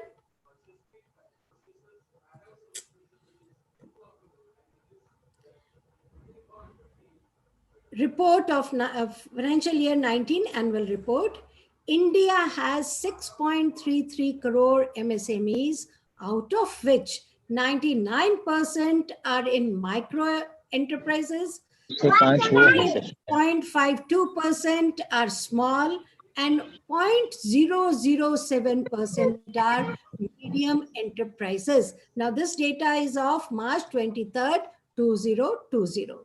So what we see, major proportion is 99% is with micro enterprises, 0.52% is among small, and 0.007% is of medium enterprises. So this data is before definition of 1st June 2020. Now, having created 11 crore job opportunities in India, while contributing to the GDP by 29%, we can say that MSMEs are heart of the Indian economy. And the change in the definition will enable Indian enterprises to carry out their businesses better. Thus, micro, small, medium enterprises are of immense importance to the Indian economy in terms of generating employment, output, and exports. Yet, it is a sector that is vulnerable and quickly becomes unstable, unviable, particularly in the presence of external shocks. Now, why change was made? The change was made to make priority sector scheme, because all of us, we know that the banks, they give preference while giving loan to the priority sector, those industries which come under priority sector schemes. So what was happening? All these entities, they become very flexible, because when we say turnover up to rupees 250 crores, naturally, these include priority lending from banks, collateral free loans, mandatory sourcing of 25% of procurement by the central government from micro, small enterprises, and slew of other targeted benefits. Similarly, generally, international bodies like World Bank, assets and employments are the indicator to define any identity as small or large scale industries. So what are priority sector schemes? In India, especially, it is for the bank sector. Whereas international bodies, they also say assets and employment are indicators to define any manufacturing or service unit as a priority sector scheme, where a unit has to fulfill the employment criteria and where any one of the financial criteria to qualify as an SME. Now, in India, MSMEs are defined by on the basis of investment in plant and equipment for manufacturing, in equipment for services, and defining criteria, it has changed. And that defining criteria which has changed, what it shows that they have eliminated the difference in investment threshold between manufacturing and services sector, and a new term which has been introduced, that is of turnover. Now, what we have done with the making this change to make these industries at Atmanirbhar, what we find the change? We have made larger units into smaller. We have shifted those units, they were in the larger section, say above having more than 100 crores, they were in the larger section. Now they have come into the smaller section. So while threshold revision to adjust for inflation itself are a routine task, there has been a deliberation in the past with the MSME Development Amendment in 2018, and while the Goods and Services Act in place, a measure of turnover was seen as a easier and a more transfer way to define MSMEs. This was, however, met with a stiff resistance on the ground that the turnover thresholds were too high, and defining MSMEs by turnover alone would expand the group to include much larger units. Given this context, understanding the recent changes to the MSME definition is important. Investment size and turnover criteria.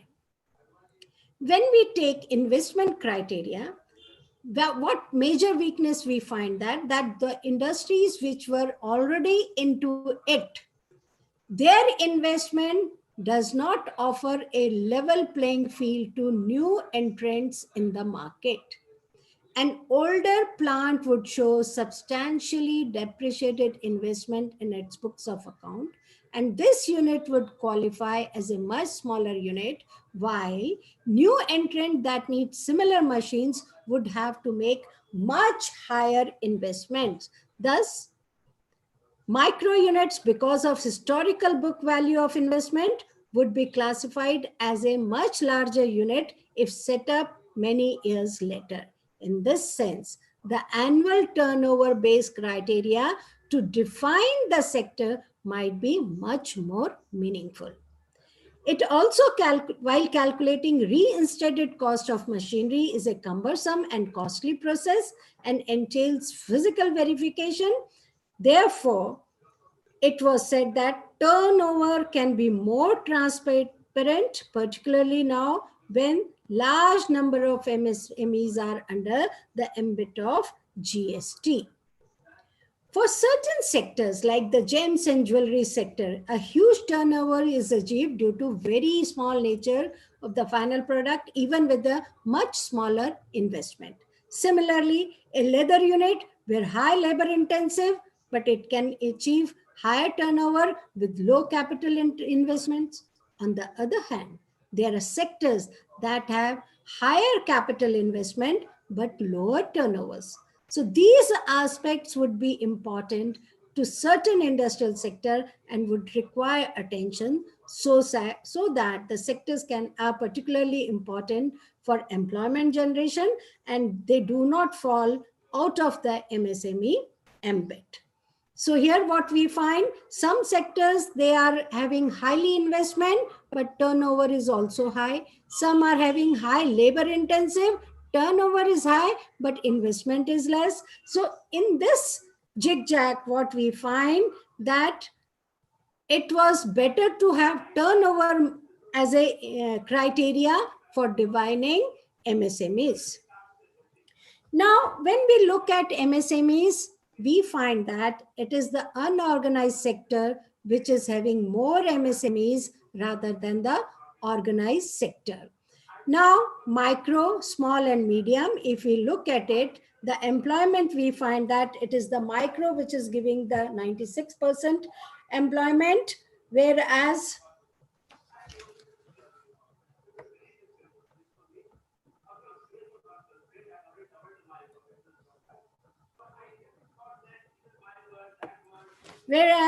small enterprises, they are giving 2.88%, medium is giving only 0.16% employment to the people. So looking at this, the changes were done to make more Atmanirbhar MSMEs in India.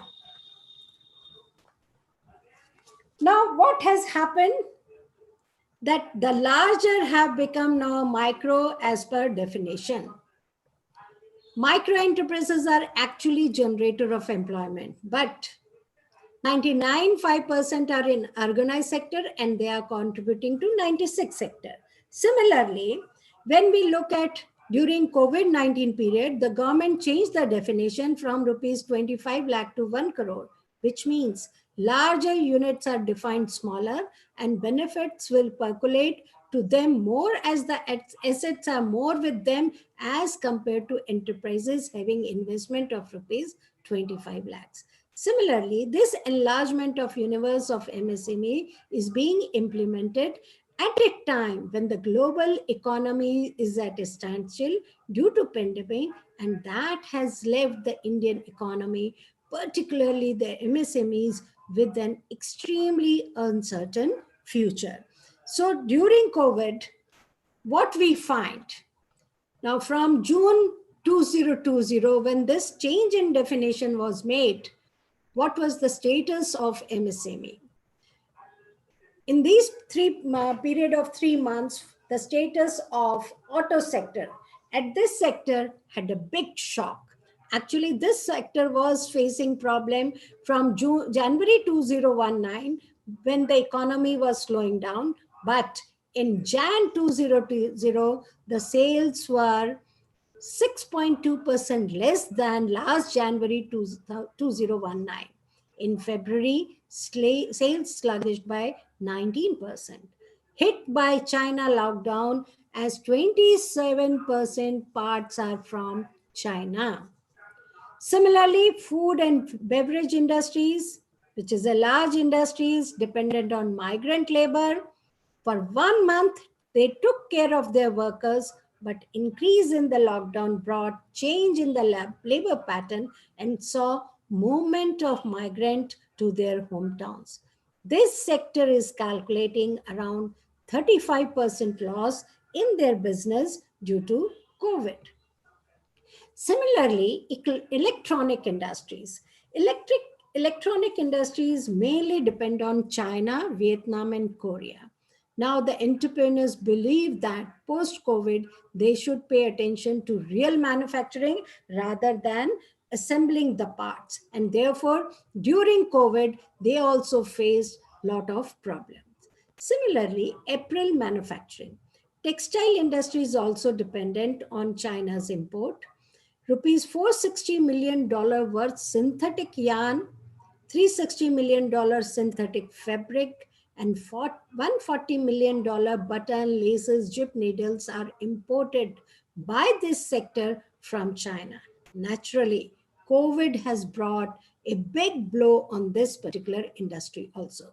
Here I would like to say that this industry also faced lot of problem in 2016 when demonetization also started. And therefore, already they were in the doldrums, they were going down and down, and this COVID made them very much paralytic, and naturally, many women workers, they lost their job when this apparel manufacturing industry faced lockdown during COVID-19. Now, it was seen that demand was going down because no market was open. That was a very good example. We can say that in COVID-19, we can give to young generation that what does economy means and how economy runs.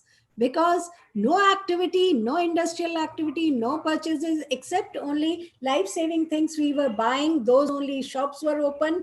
And therefore, what it was found that as the unemployment rate increased to 25%,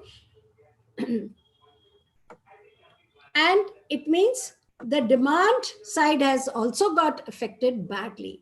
Even after lockdown, it has been open. Now what we see that still we hold money as a precautionary way that for further suppose such type of lockdown, if they come from yesterday, we are feeling again there can be lockdown because number of cases are increasing all over Vidarbha. As soon as the schools have opened, lot of cases have come forward, and therefore again there is a fear in the mind of people that there may be again full lockdown. Even in Mumbai, we find that now the data is showing that more and more cases are coming up of COVID.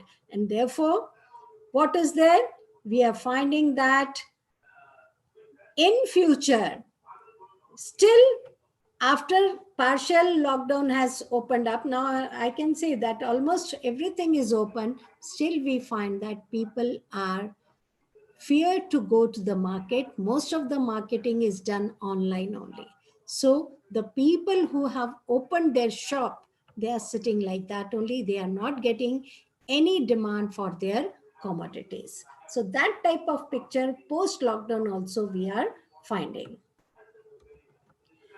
Now, to save these people, what government did? It gave some packages. These packages were announced in June 2020, and these were in the form of collateral free automatic loans to the tune of 3 lakh crores over the next 5 months, fully guaranteed by the government, subordinate debt for stressed MSMEs, and partial credit guarantee schemes, and funds to provide equity for MSMEs for stock exchange listing. All right, it is very easy to say on paper all these things.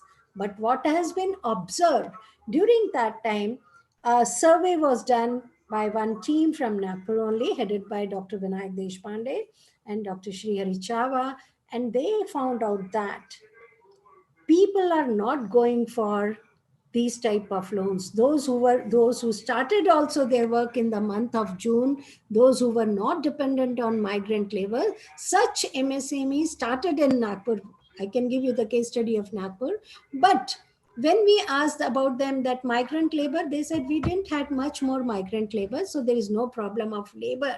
But we are not ready to take loan from the bank because that loan is not giving us that much facilities. Lot of paperwork is there, and that will give more stress to MSME rather than to give more help to MSME. So while there is a global recognition that this economic recession needs a demand side fix, the government has essentially decided to infuse liquidity, that is supply side solution. So what these MSMEs were asking, they were saying that you should give us demand side facilities rather than supply side, because liquidity, whatever loan procedure we have already, we can manage with that, but we want demand, because for whom shall we produce? If demand is not there, they are not going to produce, they are not going to ask for loan from the banks. So a small number of firms can actually reap the benefit from these schemes. Only firms eligible for collateral-free loans at concessional rates are those that already have an outstanding loan. These 45 lakh firms, that is only around 7% of total MSMEs, could borrow 20% of their outstanding credit as on February 2020. Stock exchange listing for MSMEs are available for the largest of MSMEs, with only 190 and 299 listed companies on these platforms, respectively, as of 24th May 2019. The enlargement of the definition of MSMEs further marginalizes the smaller enterprises and allows the larger firms to come into the ambit of medium enterprises. Naturally, this period, non-performing assets, they increased. There is a possibility of greater number of firms accumulating stress assets due to inadequate demand. They may not ask for loan due to non-repaying capacity, and due to lack of effective demand, these firms were urging banks to not disburse sanctioned loans. So clearly, when millions of people have lost employment and purchasing power in the midst of pandemic, firms would not want to produce more goods without effective demand. And it was also seen that these MSMEs were going to get rupees 5 lakh crore as an input credit of GST from the government. So till I can say month of January, they were asking for it. And in month of January 2021, some amount of input credit has been given back to these SMEs, and they have again started their businesses. But they have also asked for a bailout from paying electricity charges, at least partially for certain period of time, which will help them, their production activity, and only infusing liquidity would not help small businesses. There should be twin balance sheet crisis that is sure to emerge. If demand does not revive, they cannot produce much more in the economy. So main focus was there. They were asking for that there should be more demand rather than more liquidity with us, because even if liquidity is available, they will not be able to produce because demand is not seen. And why demand was not, even till now we are finding many of us in teaching faculty also losing their jobs, because students are not taking admission because the parents, they don't have the money. So many students have decided not to continue their education, especially engineering and MBA, because parents are not affording that much amount of money with them. And what is happening? If payment, they are not getting the payment, they are losing the jobs, naturally demand for purchasing power, that also goes down. So the recent study which was done in November 2020, it showed that there is a lack of demand, which has come out to be the strongest reason to fall in the situation of SME. So it is not the main liquidity crisis, it was the lack of demand. Then labor-related issues and problems in procuring raw material for micro units, and other areas like fixed cost of interest, logistic, absenteeism among staff had negligible impact on MSME during lockdown. So for small and medium enterprises also, lack of demand was the main point. Now, before going to this last word, I will say that some new things have also occurred for these MSMEs. Those new things are like production of PP kits, hand gloves, then mask, then sanitizers, oximeters, thermometers. So the production structure, the products itself have changed in MSME looking at the demand in the COVID. And it has been seen that in PP kits, we have become Atmanirbhar. So here we have achieved whatever Honorable Prime Minister was asking, that now we have come to such situation where many of the commodities which are demanded, the MSMEs have shifted their production to that place, and for those products, and we find that now these industries are working more. Similarly, I'll say in food and beverages, even the hotels were closed. Many housewives, I used to collect many advertisements, paper which used to come in newspaper, the clips that you can ask for food, you can ask for different type of sweets, then different types of your khara products from home, and which people they liked more, and there was demand for such type of products from the housewives which were producing, and they got more market rather than the hotels and restaurants. So change has come now. The change, new industries have come up, new products have come up in production, and especially in electronics also, new innovations are coming up where they are depending on real sector, which means they are not dependent now on China for inputs. They are producing the inputs and assembling here in India. So that is another benefit of COVID, I will say, that we have started becoming Atmanirbhar for this. So the last word will be, due to change in definition, the big thing which we have seen is that large scale industries are getting more benefits because of COVID. Make micro enterprises more empowered as they are source of more employment. So my suggestion is that now the government must look at micro enterprises. They should empower them more as they are the source of more employment. Now, COVID worldwide has brought check on imports, mainly China, which will affect the future production by MSME. So my suggestion is give emphasis on home production for raw material, that is real manufacturing is more important rather than assembly of raw material in our units. More employment in unorganized sectors, so attempt should be made to make them organized for the welfare of workers, and make the product of MSME more on advertisement billboards so that demand will increase and they will come on roles like handmade cloth, khadi, PP kits, gloves, mask. Mask can be the more important part, which will be getting more market nowadays. If possible, make policies for each sector separately, as one size may not fit to everyone. So these are the things. UV lights are also one where the new avenues we are finding.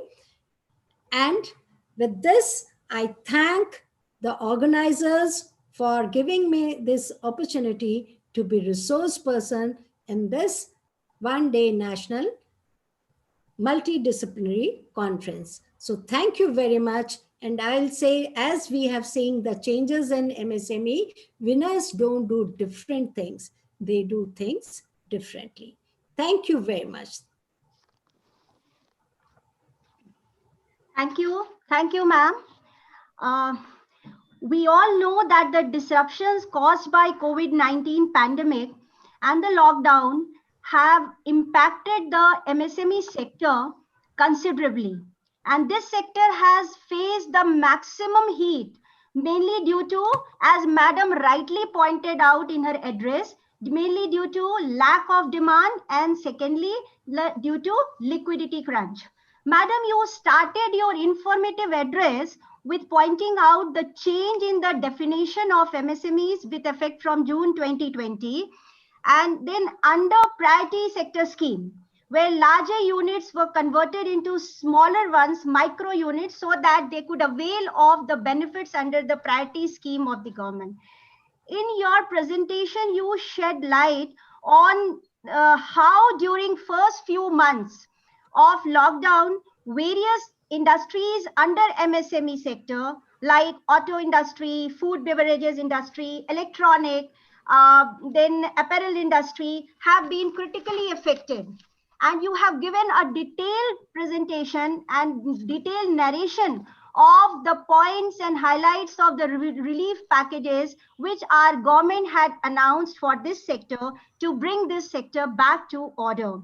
And at the last, Madam, you adopting a very positive approach, you pointed out that in our government's abhiyan of Atmanirbhar Bharat, now this production structure, the production pattern of MSME sector has now undergone a change, and the new avenues of production products, be it the masks, the gloves, the oximeters, thermometers, etc., etc., these products which are currently in demand are being produced by MSME sector, which is very much likely to push up the demand and revive this sector. Thank you so very much, ma'am, for such an insightful, informative, and worthy address. Thank you once again, ma'am, for being with us on such a short notice and having enlightened all of us on this very relevant and very important current topic. Thank you once again. Thank you very much. Thank you. Thank you to all for listening me. Thank you, ma'am. Yeah. Now, taking forward the proceedings, I would like to announce that we are going to start the paper presentations in next 20-25 minutes.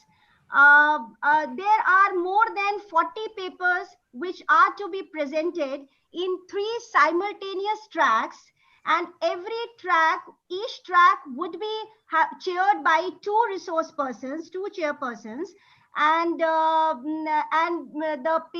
track moderators would be giving the instructions and do the needful to all the paper presentators in their respective tracks. Now we are going to start the presentations in next 20-25 minutes, and we are going to split into the breakout rooms. So once you receive the message, and you please join your respective breakout rooms. Thank you.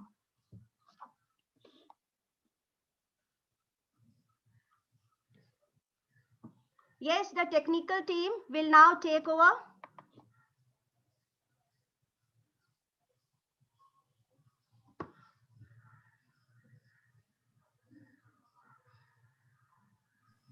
Vishakha? Yes, ma'am. Vishakha, I have... yes, you will ma'am. be reading out the, the instructions once again for the participants before Okay, you breaking want out me to the... do that right now? That would be better, no? I think it would be better as all the participants are here. So you can just read out all the instructions and then you can proceed with the division of breakout rooms. Okay, ma'am. It's the same that I had put in the group you want me to read, no? Yes, the same thing. Yeah. Okay, ma'am. Okay. So good afternoon, everyone. We had shared these instructions in the group. I will quickly read out the ones needed for the further conference. Firstly, all presenters must have named themselves by the name, track number, _name. Actually, we have already done that for presenters as well as for those who are not presenting. But still, I will request the presenters to check that they have been numbered correctly to avoid any confusion later. Secondly, for joining the breakout room, you will get a pop-up on your screen which will say join breakout room. Please click on join or accept, whichever option it shows, and you will be automatically directed to your respective room. It will take some time. Do not fiddle with it, like you will be taken. And if due to technical error you happen to come out, then when you rejoin, you will come to the main room. We already have our technical people there. You just tell them which room you were in. Or if you again rename yourself by track number and name, they would put you to the respective room. After the breakout rooms are over, after the track proceedings are over, either you would be told by the technical person in your track room to click on leave room option, or you can stay there. We would be ending the breakout rooms automatically once all the 3 tracks are done. So either way, it's okay. And it's a request that all people stay. Even if your presentations are done, you are requested to stay till the end of the conference. And for the presenters, please note the time limit is 8 minutes. Please stick to it so that we can complete everything on time. You would be given a warning bell after 6 minutes, which means in another 2 minutes, you need to wind up. I guess that's all. I hope it's clear. And if you have any trouble of any kind, you can either put it in the chat box in your respective track rooms. The technical person will help you, or you can put it in our conference group. There also it would be taken care of. Thank you, everyone. So I think, ma'am, we can now start making the breakout rooms. Yes, Vishakha, yes, yes. Okay, but ma'am, not all chairpersons have come. Okay, who is not there? Just a second, ma'am. I have put it. John sir had not come when I checked. No, the no, list. no, Okay, no, now no, he no, has madam, come. no, madam, no, madam. I am here, madam. I am Dr. John Yes, T. sir, you are Abraham. here. I am here, madam. Ma'am, Pushpat Okay. Jain sir has not come. Pushpat Jain sir has not come. Okay. Lata ma'am has joined. Lata ma'am has also not joined. Okay, so just wait for a few minutes. We will contact them and we'll ask them to join fast. Till then, Yeah, we can wait for 2 minutes. Yeah. Ma'am, till then we will start making the rooms. I am here only in the main room, so I'll take care if they come. Okay, fine then. Then do that. Okay, okay. Yes. In the meanwhile, So, we'll try to contact them. Yeah. yes, ma'am. Chahat, Okay. can Yeah. you hear me? Yes, ma'am. So we have already numbered all of them. We'll be making 3 breakout rooms. So Ma'am, it's please start ready. assigning them. Ma'am, Okay, it's it's ready. ready. Then please do Yeah. it. Okay, ma'am. Yes. Madam, I'm Kinnari Thakkar here. Do I have to chair this session or time is there? Because for me, time was written as 12. Ma'am, this session only which is going to start now. The tracks we will be starting with. Yes, ma'am. Yes, yes. Because I didn't see, that whether the previous session. Kinnari madam, you will be chairing track 2. Madam, you are in track 2, madam. Good afternoon. Okay, so I have to in the same link or some other link because I have got this link. You will be directed automatically, madam. Breakout room का आएगा आपको pop-up. Breakout room 2 के लिए तभी आप वो join कर लीजिएगा. चलेगा मैम, ठीक है. Okay.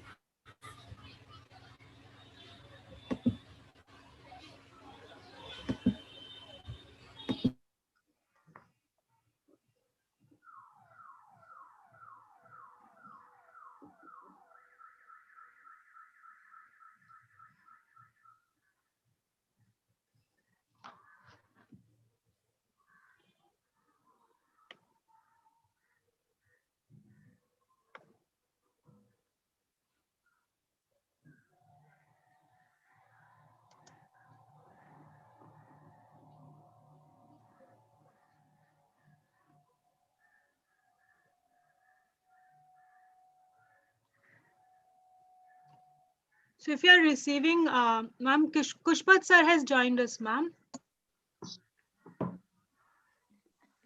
Okay, okay, Vishakha. Yes, ma'am. Welcome, sir. Welcome. Yeah, thank you. Good afternoon, sir. There is some issue with my computer actually. My desktop is just updating. So I Yeah, joined but we can hear you, Kushpat.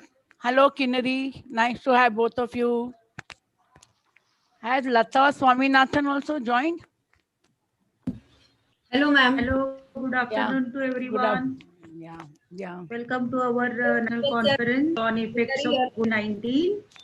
Are we good The to go effect for the technical lockdown on session? different sectors of economies. On behalf Yes, of Ma'am, I am students, opening welcome. the rooms. Okay. Okay, fine. Yes. Yeah. Ma'am, Lata madam is joining. Okay. Aurora, ma'am, which track should we put you to? I have not given you any number because last time you had been to all the tracks.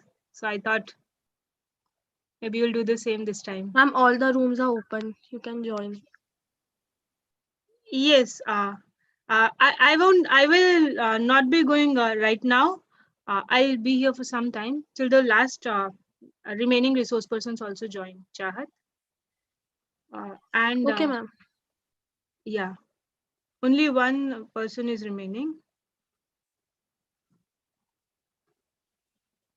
Okay, ma'am has come. Lata ma'am has also come. Chahat, I'll just rename ma'am.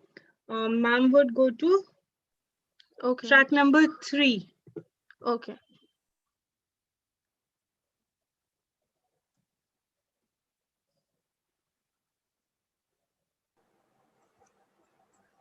Just a minute. Let me tell ma'am. Lata ma'am, good afternoon.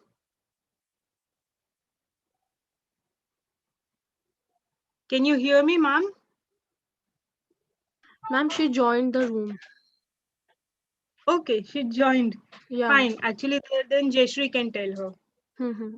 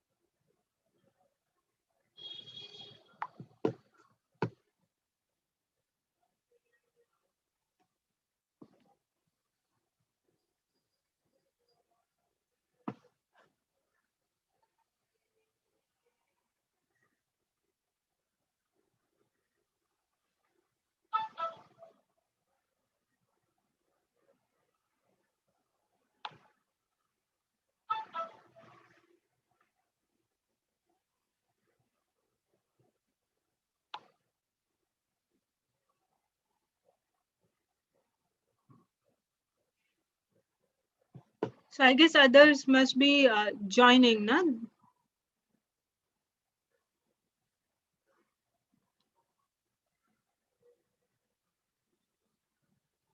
Sangeeta ma'am has just joined Chahat. Ma'am would go to room number 3. I'll just rename ma'am. Yeah, 1 second. Done.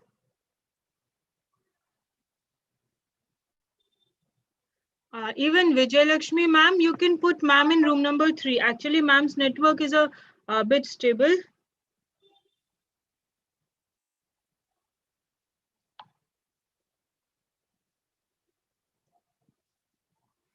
Uh,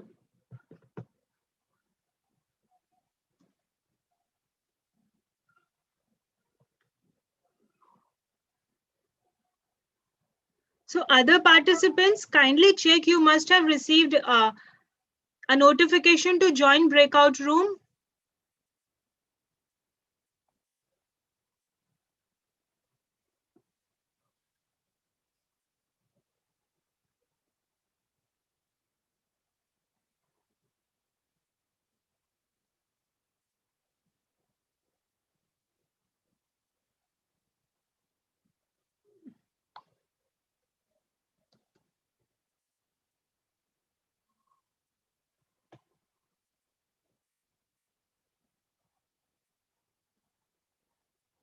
Participants are coming now, Chahat. I think you can, unless they have a number, you can randomly assign them the room. Okay, ma'am.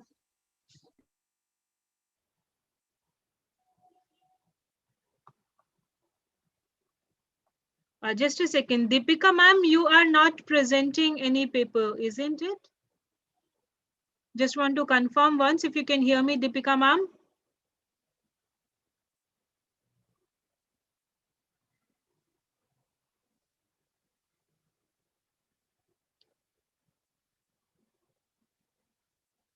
Deepika ma'am, can you hear me?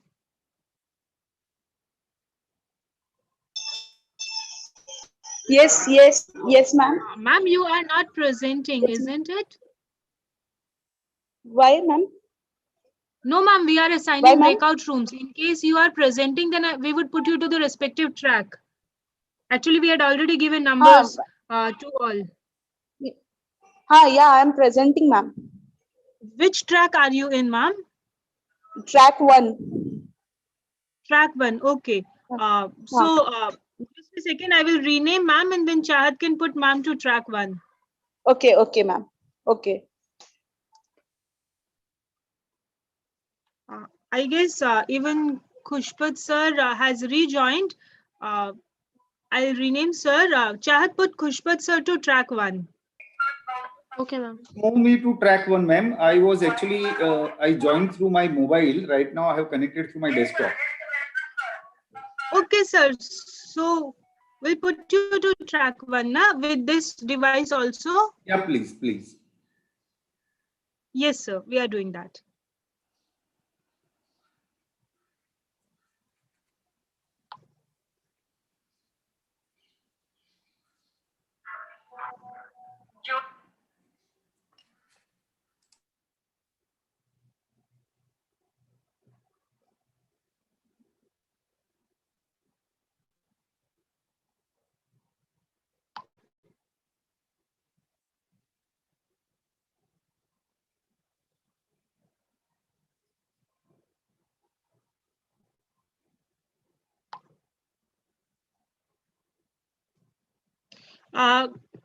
Chahat, can you resend the notification like Sunehra track number 2 is telling us she has not received notification?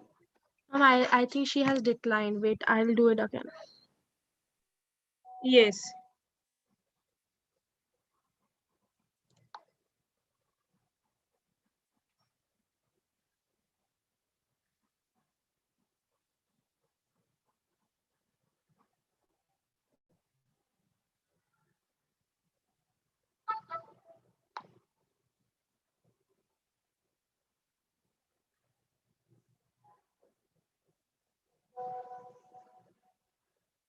Okay.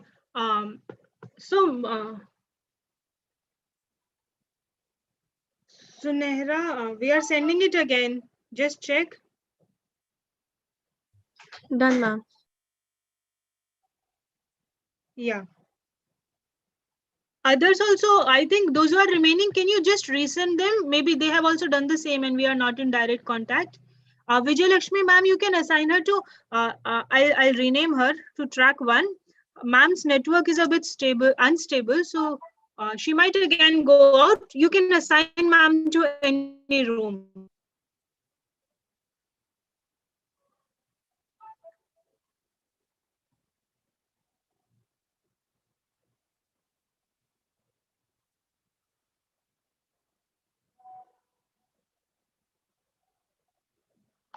Done, ma'am.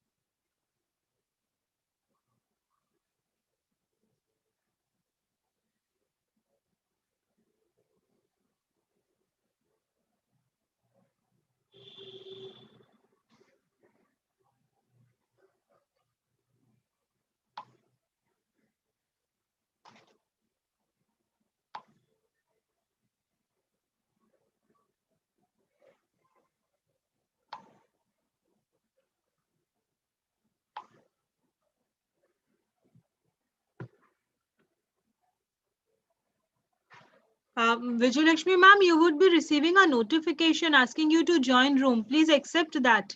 Then only you would be directed.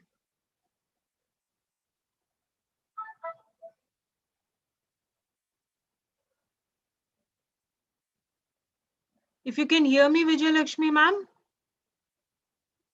Okay, ma'am is gone. Subodh sir, are you presenting paper? Madam, I'm in actually track number 2. So. Okay, I will rename you that way, sir, and Chahat will put you to track 2.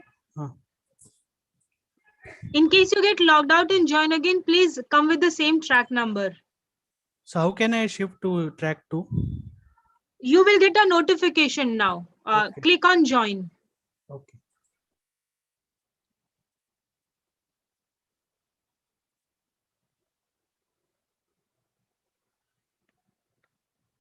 Asha ma'am is gone now. She has sent a message. Mayuri, are you, can you hear me, Mayuri?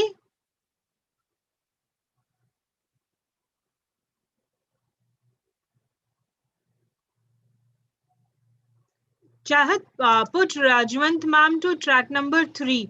Though I think ma'am is not yet connected via audio. Maybe you will have to wait. Yeah. Mayuri and Meena ma'am, can you hear me?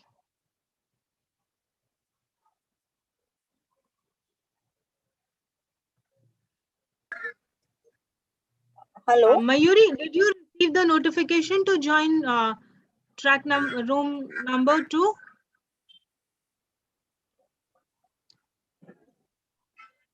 Okay, we are sending you again. Please click on join. Even Alia ma'am is there. So Chahat, whoever comes, you would be required to redirect them. Okay. This will happen like very often because even network issue might be there. Today it seems Zoom is giving some error. Someone told me. I don't know how much true that is. But so whoever comes, you can ask them if they are presenting, ask their track number, send them to that track. Otherwise, randomly assign any track if they are not presenting and they don't have any preference. Okay, ma'am. So you will take care of that? Yes, ma'am.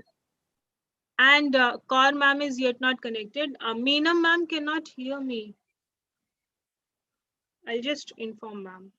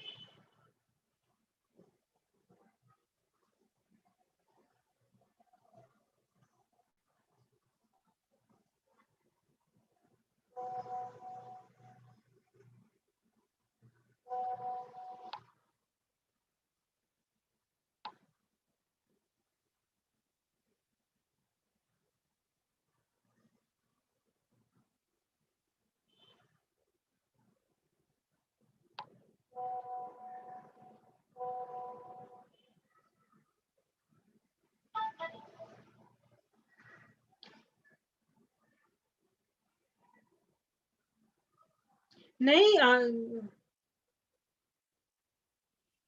sorry. Vani Priya ma'am and Deepika ma'am. I guess Vani Priya ma'am was in room 3 earlier. I'll put you back to that room, ma'am. Can you hear me, Vani Priya ma'am? And Deepika ma'am was in room. She told us, Chahat, you remember? Just now? Track one, ma'am. Yeah, so please, ma'am, next time if it happens and you rejoin, please mention your track number before your name. It will be easy for us to directly assign you. Okay, ma'am. Okay, ma'am. Okay, ma'am. Sorry, Yeah, ma'am. thank you. Yeah, no, it's absolutely fine, ma'am. Chahat, please assign Deepika, ma'am. Ma'am, done. Yeah, and I guess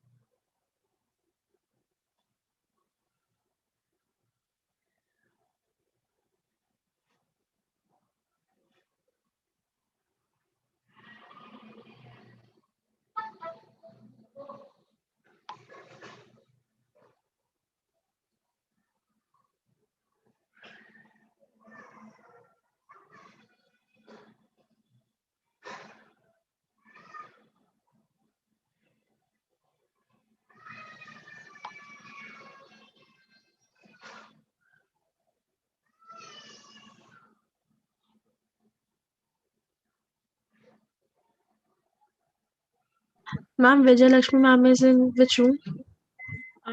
room number 3.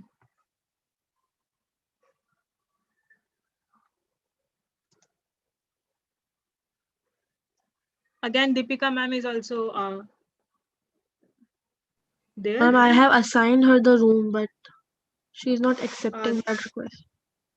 Deepika ma'am, please accept the request to join your room.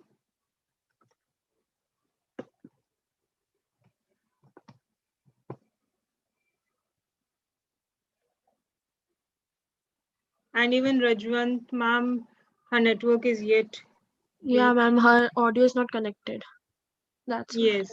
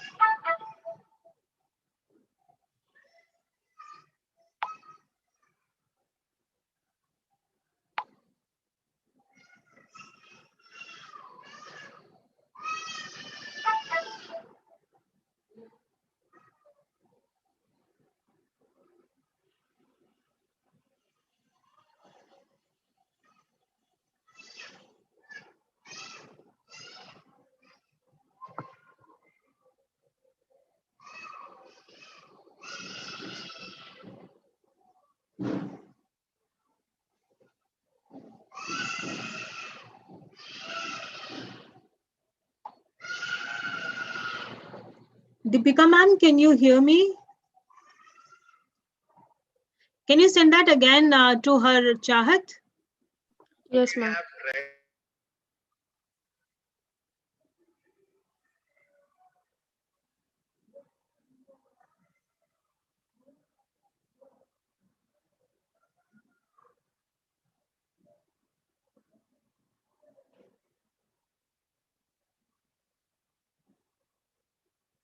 Done, ma'am.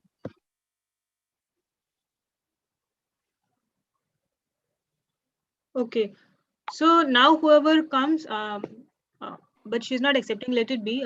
Maybe she's not able to see something. Ma'am will respond. So now whoever comes for 5 more minutes, I'll be here, Chahat. Whoever comes, you attend them. And after 5 minutes, I'll also move on to my breakout room. And after that, you have any trouble, you can put it in our chat group. Okay.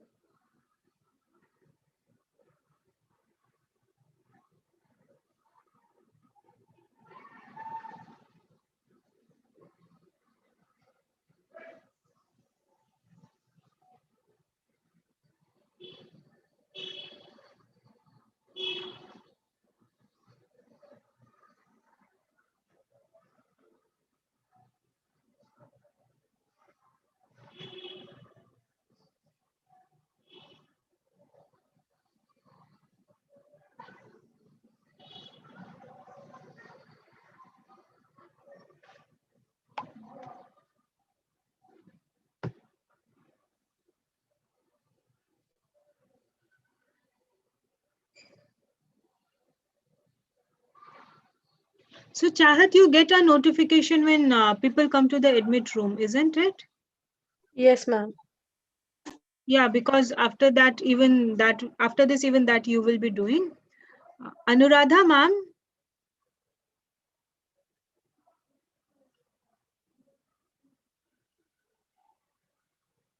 Chahat, you inquire. Yes, ma'am. Yes, ma'am. Yes, Anuradha here. Hello. Ma'am, are you in any particular track? Have you been assigned any track till now? No, ma'am, I am not presenting paper. I just send my paper for publication. Okay, so I will put you in track number 3, ma'am. Okay, ma'am. Thank you. Yes.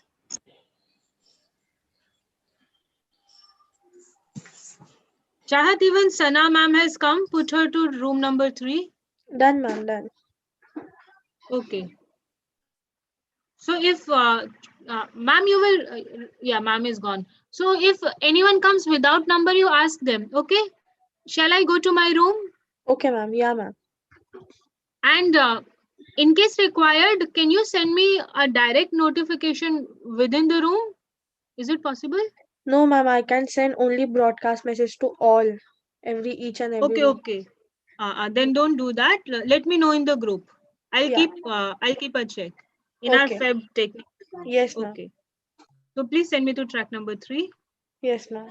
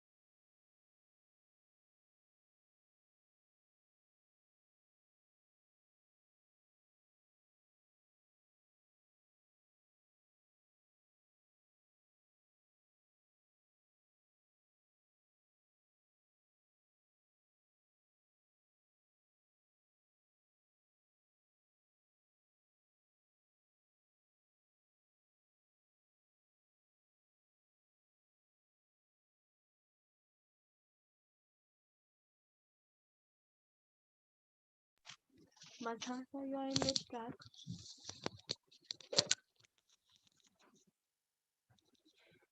Sir, am I audible to you?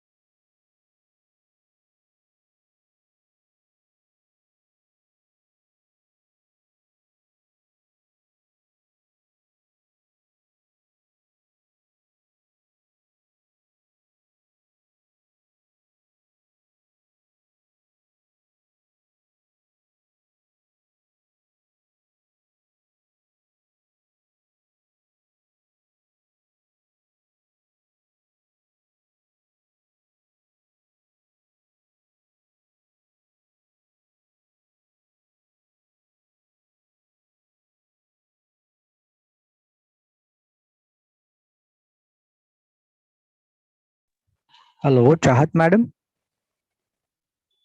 Hello, Hello. ma'am. Track 2 and not 3. Track 2. Track 2. Okay, sir. Yeah. So from next time, please, rename yourself so that I can be sure. I am unable to from here. I Okay, don't know I'll do how. it. I'll do it. Please.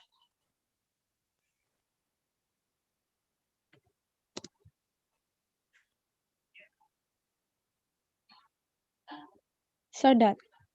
Yeah. Thank you. Welcome, sir.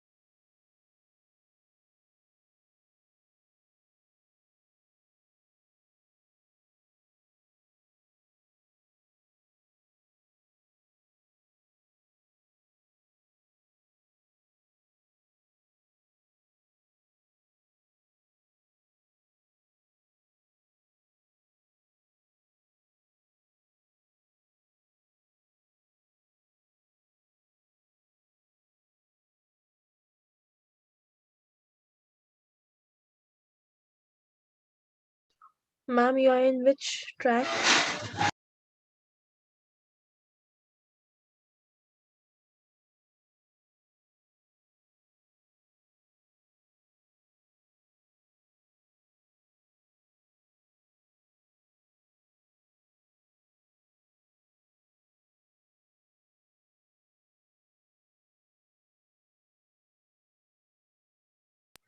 Dr. Siddesh, you are in which track, sir?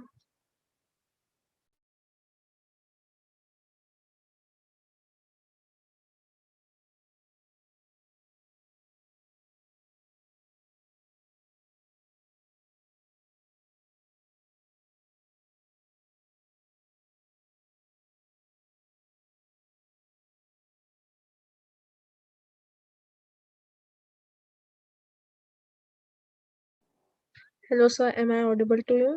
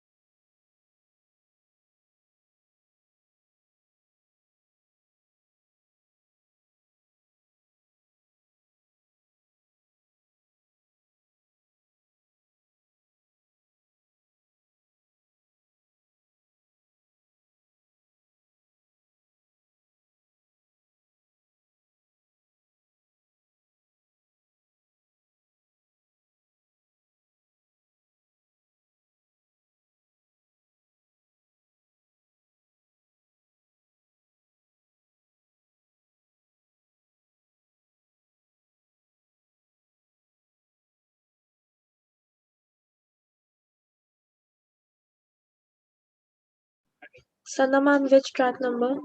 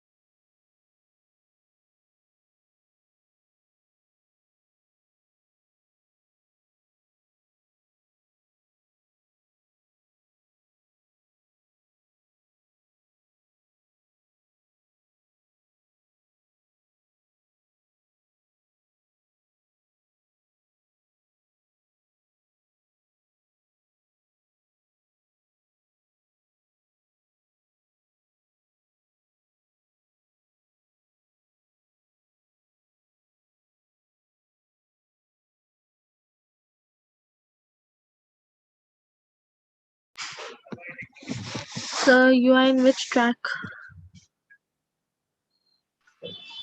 You can send me anywhere. Okay, sir. Yeah, thank you.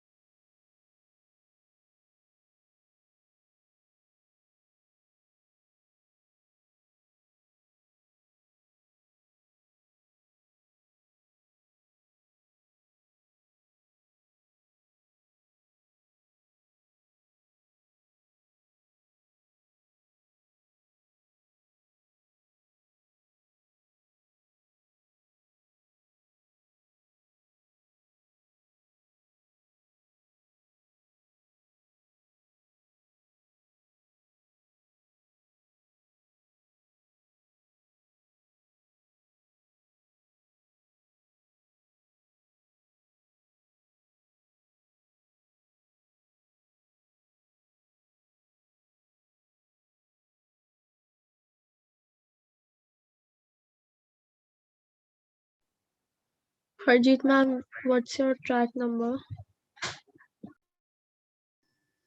Madam, I'm there, but continuing network problem is here. So, Ma'am, still which track number? 1, 2, 3? 3, ma'am, 3. Number Okay. 3. Okay. Yes, ma'am. Okay.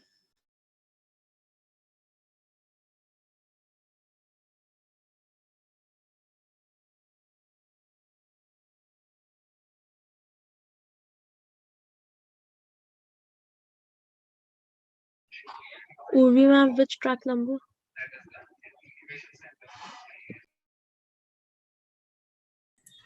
Yeah, it's track 2, I think. Okay. Yeah, I have to rename first. Just let me rename myself. Yeah, yeah. Sure.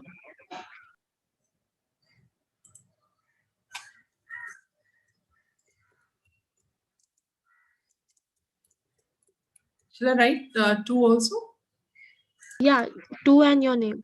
Yeah. Yeah, I've done. Done, ma'am. Okay, thank you.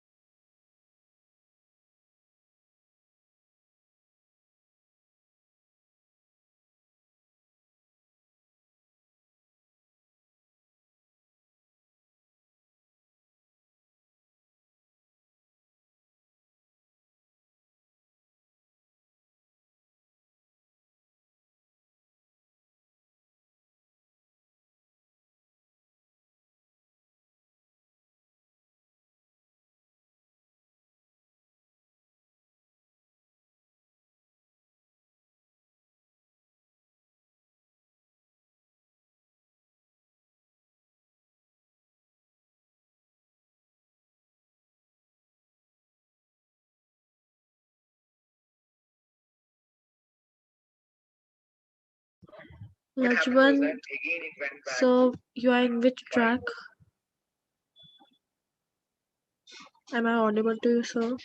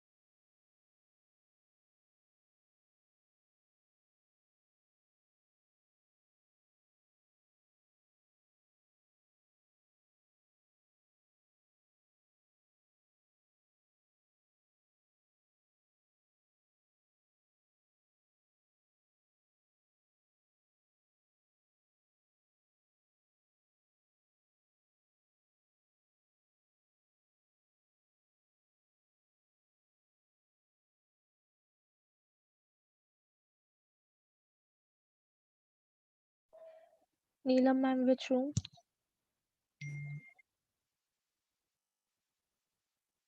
Hello.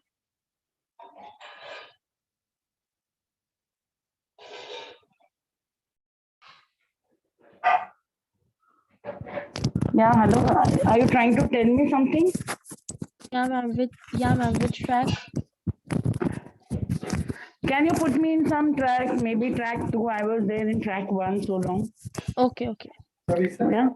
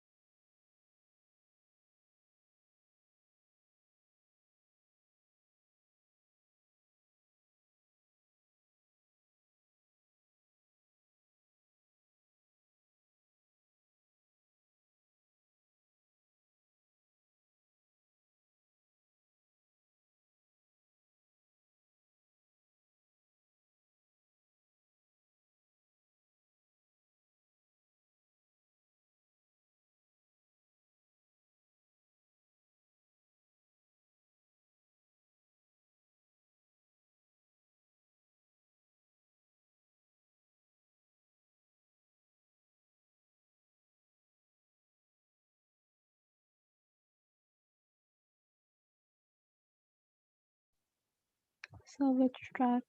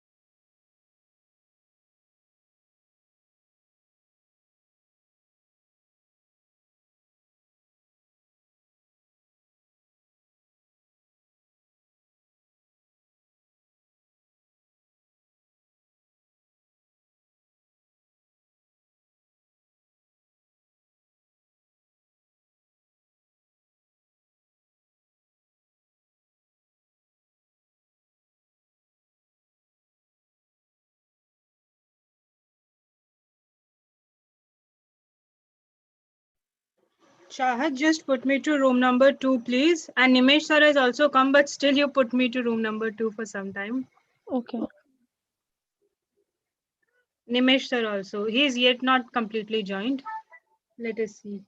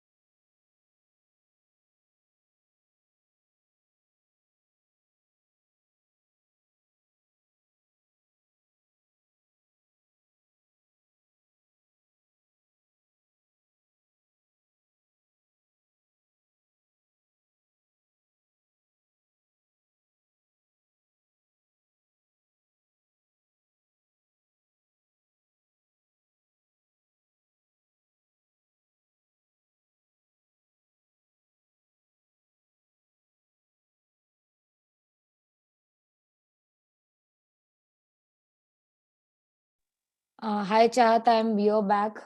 Chahat, are you there? Yes, ma'am. Yeah, I will make. You are already co-host. Yeah, So why ma'am said ki make Chahat co-host? I don't know. Okay, I will go to my room back again. Yeah, Neelam madam is here. Ma'am, you want to go in any particular room? actually, ma'am is not connected yet. Okay, okay, ma'am is not. Okay, no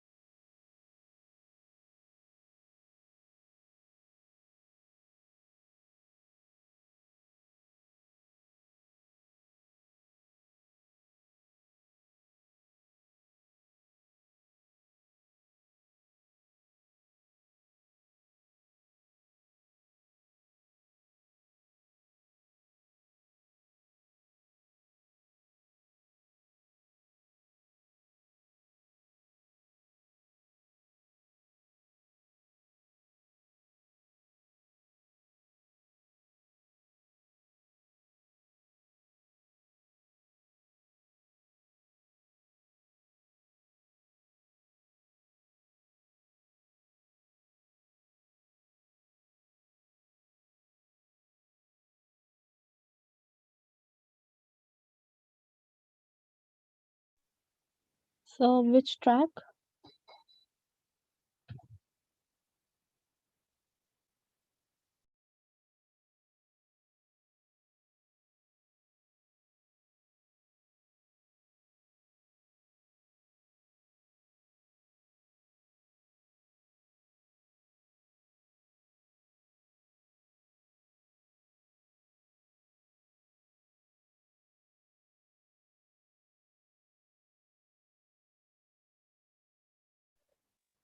Chahat,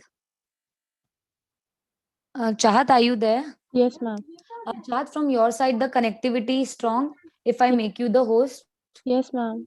Okay, so Chahat, what I'm doing now, I'm making you the host. You make me the co-host, because what is happening now? Many of the faculties, like, they are getting out, so you can make like them the co-host. Okay. Okay, okay. So what I'm doing right now, I'm making you the host, and I will become the co-host. Okay, ma'am. Yeah, just give me a moment. I made you the host, Chahat. Just make me Okay, ma'am. so that I Yeah. can go to the breakout room. Yes, ma'am.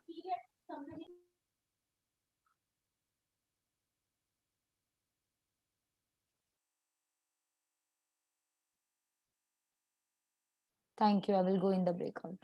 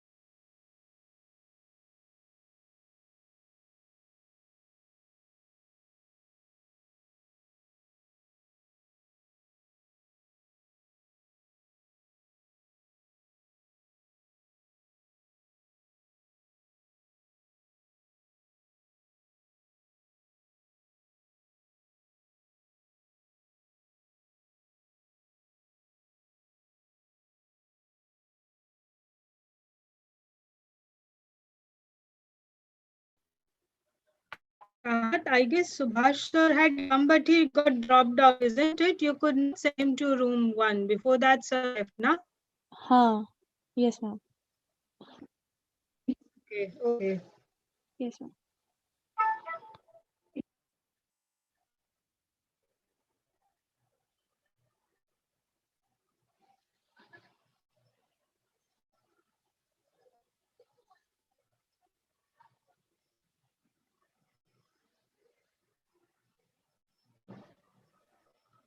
Kranti ma'am. Yes, Vishakha.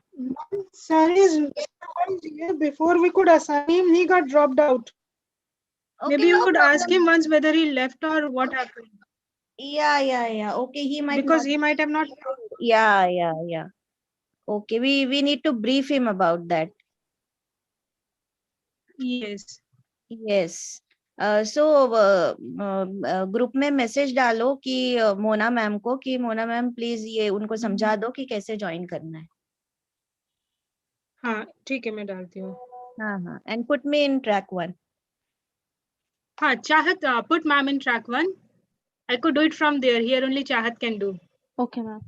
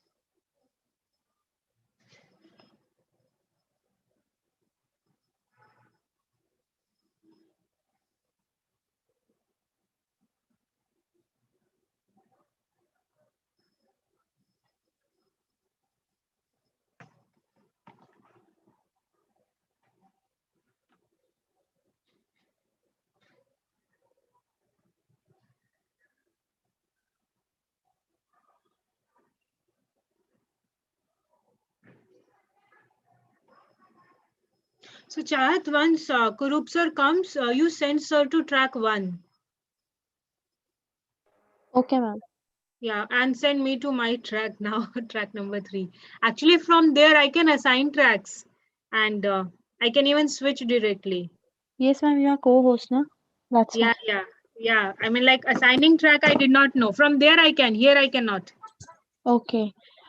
I'll put you in room 3, track 3.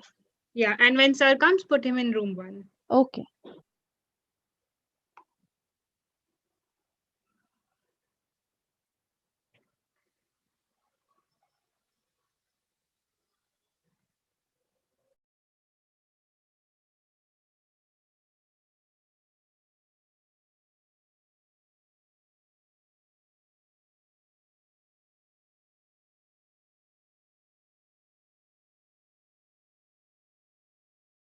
I came back. I don't know how. It took me there and then immediately it took me back. Chahat. Ma'am, to put you in track 3 first, I need to put you in track 1 or 2 and then move to track 3. That's why. Why? Ma'am, because there is no option, because you are already assigned to track 3 now, so I cannot assign you again track 3. So first I had to put you in track 2 and then track 3. Just don't do anything. I'll put you in track 2 and then track 3. Okay.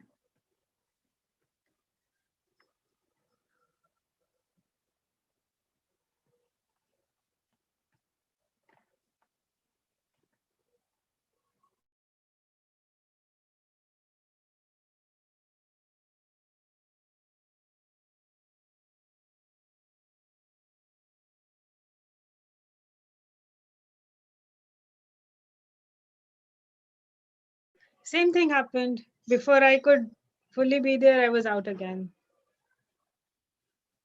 Okay, ma'am, just a second. Maybe you just I'll put you in track 2, you go there and then I'll assign you different one. Yes, I did that, no? No, just wait. I'll assign you track 2 first and then after 2 minutes I'll assign you track 3. Okay. Yeah.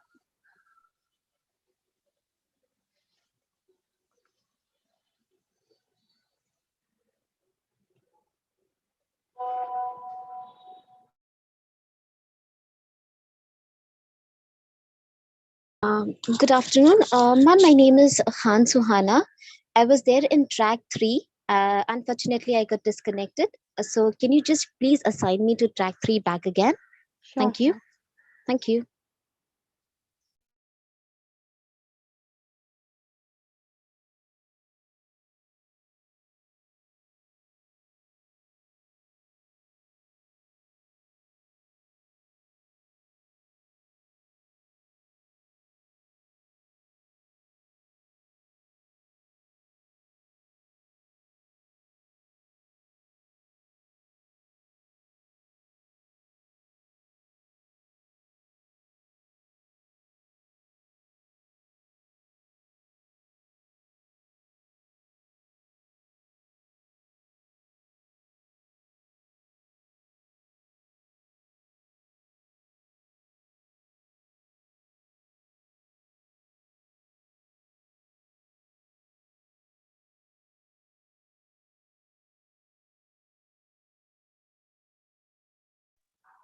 Good afternoon, sir. You can join the track 1.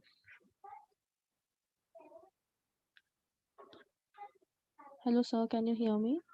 Supar, sir.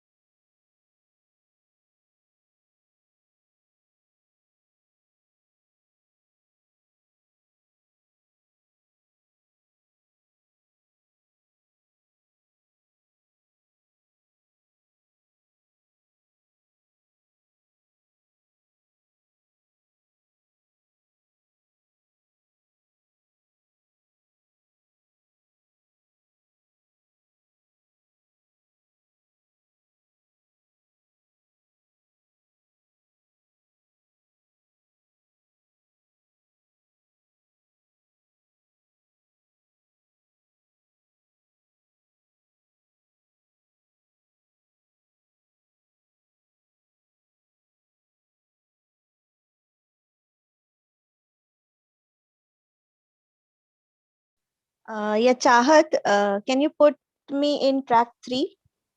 Ma'am, you are already in track 3. Okay, I'm sorry. Yeah.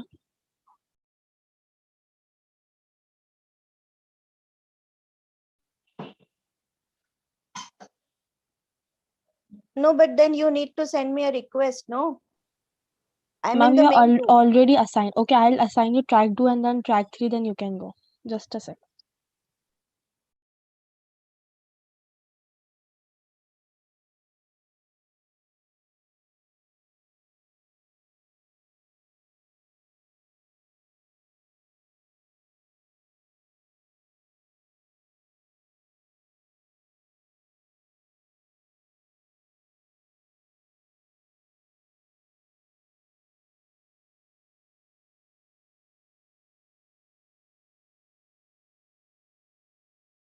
Done, ma'am.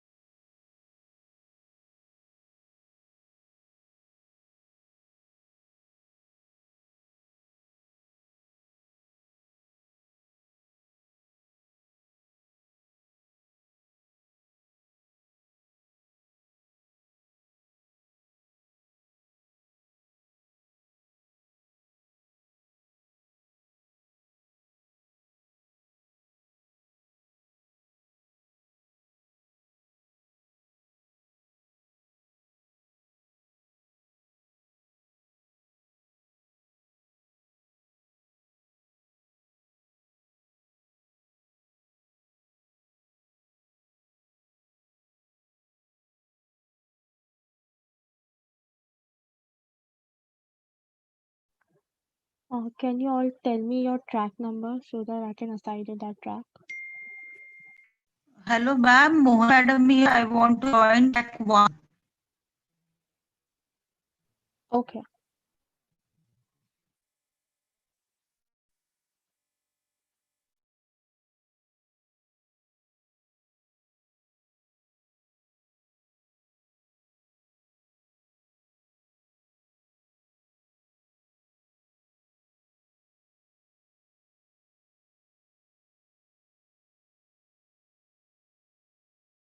Can you tell me your track number, please?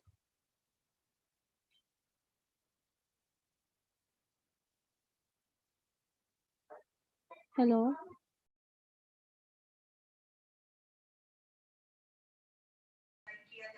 Hello, Kamida Sheikh here. I'm in track 1. Okay.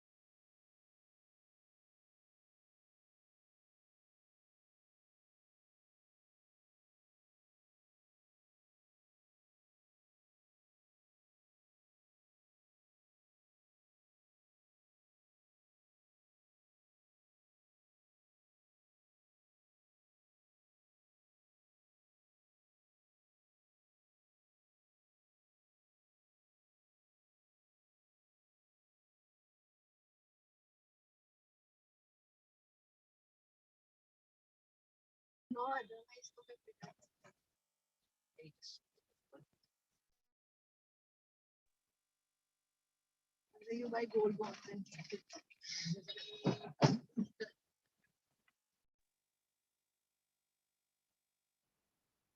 भगवान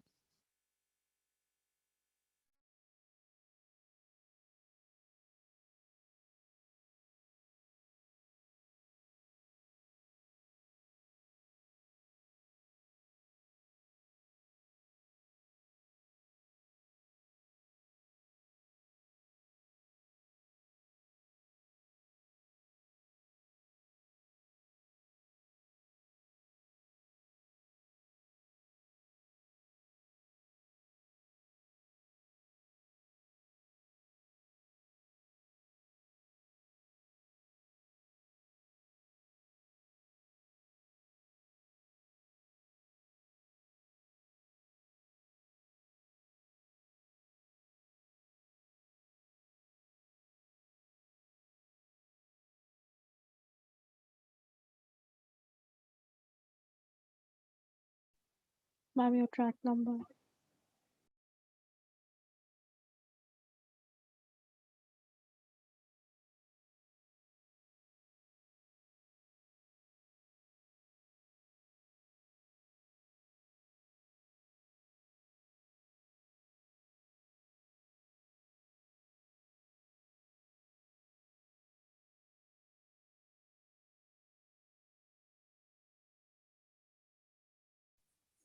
Is this track over? No, Meena? ma'am, you are on the main screen. Huh? You are on the main The main screen. screen. Okay, okay. So are the tracks over or still going on? Still going on. Okay, okay. So Chavat, can you put me in some track which is going on, maybe track 3 or something? Track 3, okay. Yeah.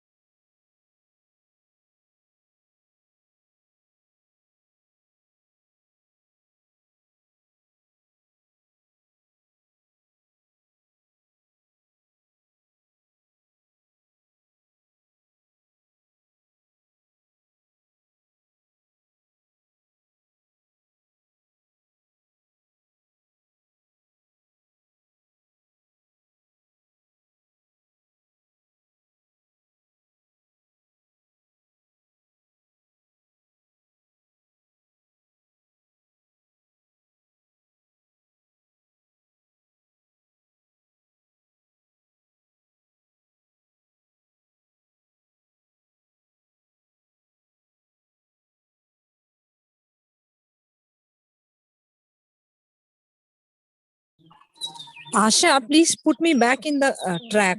I don't know why this is showing all blank.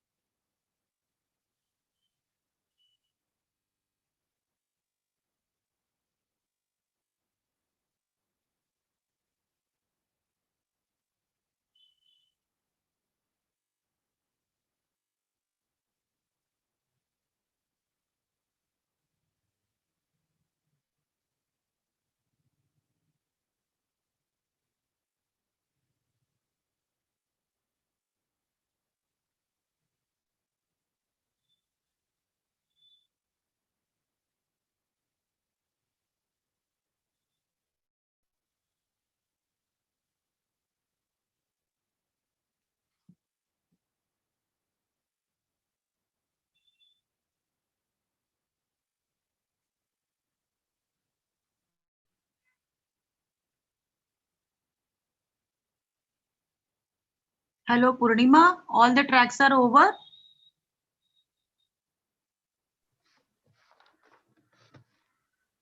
Yes, Mona madam. Yes, Divya. Yeah.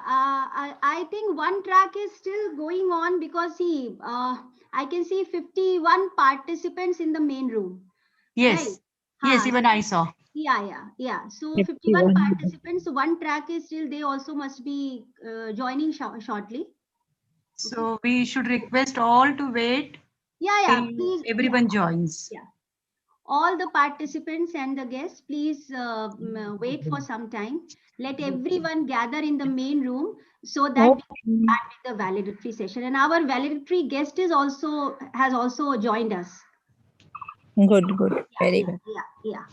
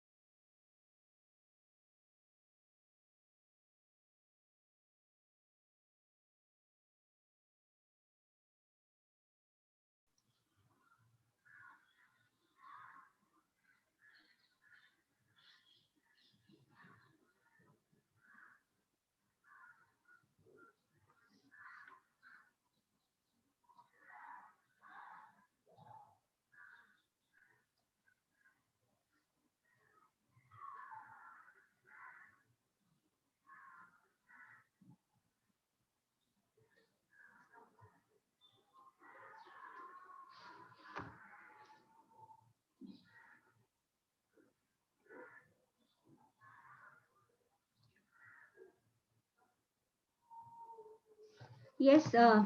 Hello, everyone. Mona, madam. All Yes. the part. Yeah, I just wanted to ask you.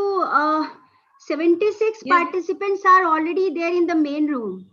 So some are yet to join. So shall we wait for another 5 minutes? Yeah, because in We track should 3, wait no, because I am very they less the participants. 76 have joined. Yeah. no this track 3 the chairpersons are discussing. So Okay. there are only the Hello. Yes, ma'am. chairperson in track 3. Only the chairpersons are Shall we discussing start? the score sheet.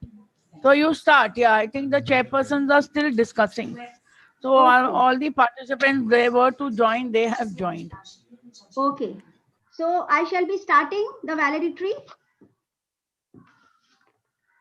Yeah, Divya, I think you can Yes, start. yes. Yes, sir has been waiting for a long time. Yeah, you join. Please, you start. Yeah. Okay. Yeah. Uh, Hello, Divya.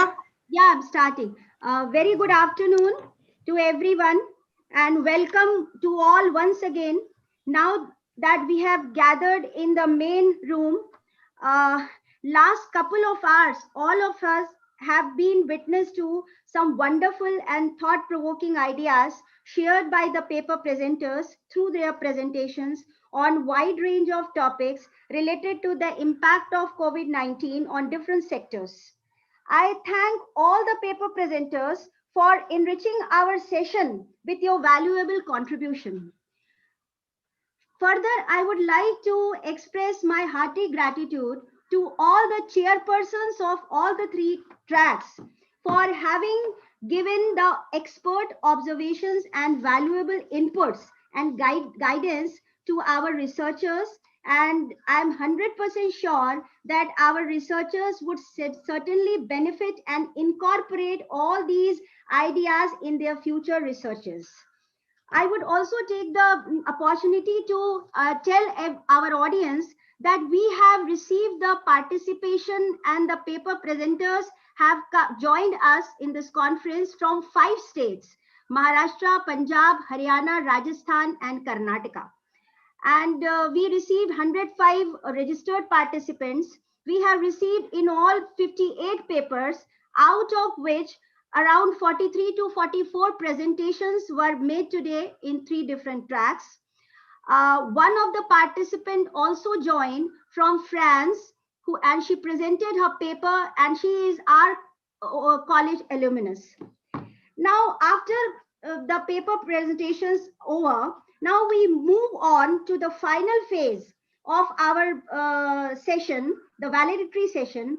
I take the privilege Banka. of announcing that we have amongst us our valedictory guest, Mr. Subhash Kuru, Deputy General Manager, Bank of Maharashtra, to deliver his valedictory speech. I welcome to you, sir, on behalf of my Lala College staff.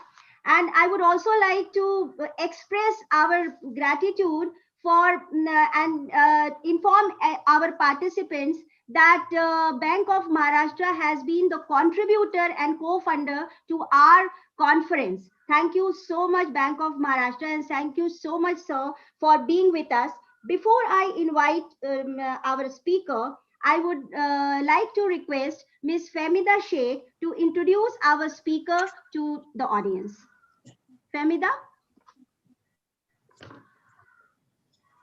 Good afternoon, everyone. It gives me immense pleasure to introduce Mr. Subhash Kurup, Deputy General Manager, Bank of Maharashtra, the valedictorian of today's online national conference. Mr. Subhash Kurup is currently heading the largest branch of Bank of Maharashtra at Fort Mumbai since May 2019. His immediate previous assignment was as head of bank's top foreign exchange branch at Nariman Point, Mumbai, as assistant general manager from November 2016 to May 2019. Prior to which, he was head of the domestic treasury section at Treasury and International Banking Department of the bank. Mr. Kurup is a very seasoned and complete banker and has close to 40 years of professional banking experience with Bank of Maharashtra. With a humble beginning as a clerical cadre, he rose steadily to reach the executive cadre as Deputy General Manager with sheer hard work and dedication and high integrity. Mr. Kuru is a mathematics graduate and has acquired professional qualification of Certified Associate of Indian Institute of Bankers. He also qualified in Oracle Financials completed from Oracle Corporation. He has vast exposure and expertise in all important areas of banking industry, branch banking, corporate credit, retail credit, treasury, forex, international banking, risk management, credit monitoring and NPA management, finance and accounts, inspection and audit function, and information technology. His exposure covers working in rural, semi-urban, urban and metro areas in Pune, Mumbai, and as Deputy Zonal Manager at zonal offices covering Chandigarh, Punjab, Haryana, Himachal Pradesh, Jammu and Kashmir, and Rajasthan. His work assignments required him to maintain business liaison with officials of RBI, SEBI, BSE, NSE, CCIL, and CRISIL, and also other top public sector institutions. His rich and varied experience is supported by his exposure to various training programs, seminars, and conferences held internally by the bank and those conducted externally by RBI, NIBM, and other reputed management institutes. In his 4 decades of work experience, he has been witness to the gradual transformation of banks from manual ledgers to the present-day digital banking, and he has successfully adapted himself well to the transformation of banking scene. On behalf of Lala Lajpatrai College, I once again welcome you, sir, and we are indeed looking forward to hear the valedictory address from you. Thank you, sir. Yeah, thank you very much. That was quite flattering. I loved it. Thank you, sir. Yes, yeah. Yeah, good afternoon, everyone. A very good afternoon to all the dignitaries, the delegates, and all other participants.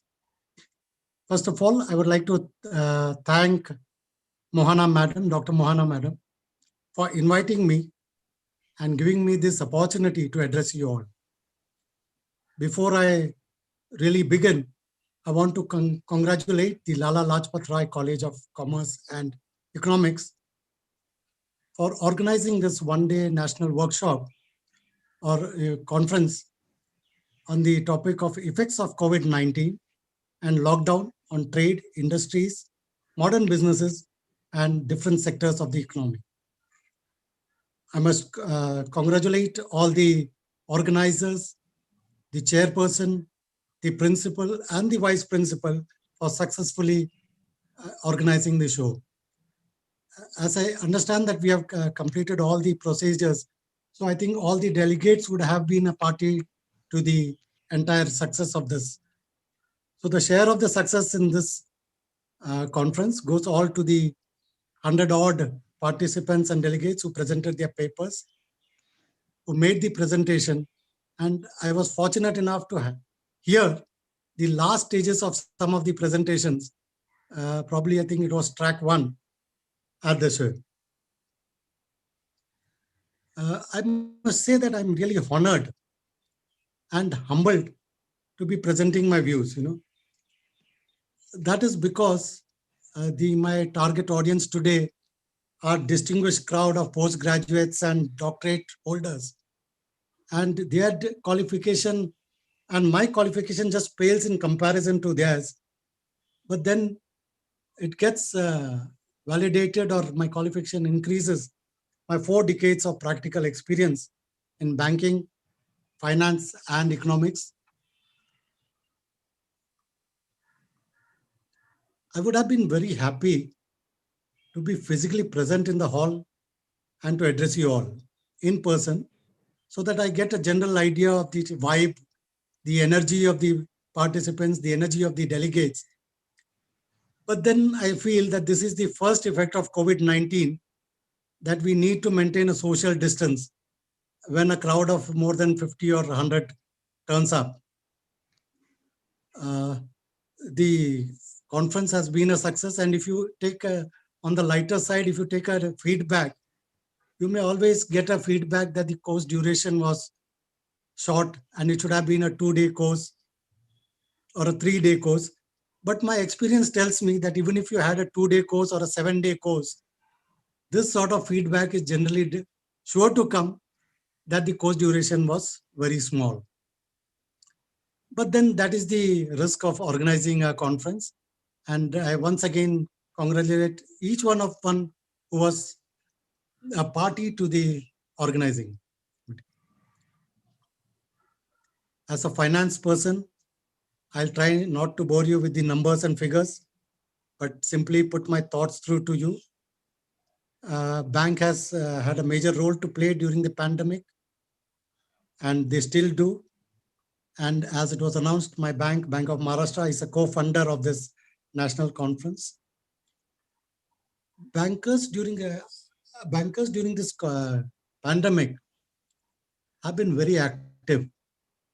And I can tell you that we can also be labeled as a warrior or a COVID warrior, even though we were not publicly mentioned as such in the media. We were equally in the front line to give services, financial services, and to make sure that the economic stimulus, which whatever as the government has given, that we were able to pass on to the ultimate beneficiaries. So among the warriors, what you generally had was the doctors, the nurses, the hospital staff, the policemen, the BMC staff or the municipal staff which were doing it. But generally and normally we were also there. And from the day one of the lockdown till today, we have been attending the office. Most of us have been attending the office regularly to see that the continuity and the finance model doesn't break down. Now, as we gave our services, it was never a thing to any particular type of person or a type of category. It covered everyone, even the smallest one, a trader, a businessman, a housewife, an entrepreneur, a medium industry, or even a large corporate houses were covered by us. I love to hear some of the participants' views on the COVID-19. But what I can generally say is COVID-19 has emerged as the black swan event and the biggest event of this century. And that is because it has affected not only India, but even globally. And it was a fast spreading pandemic.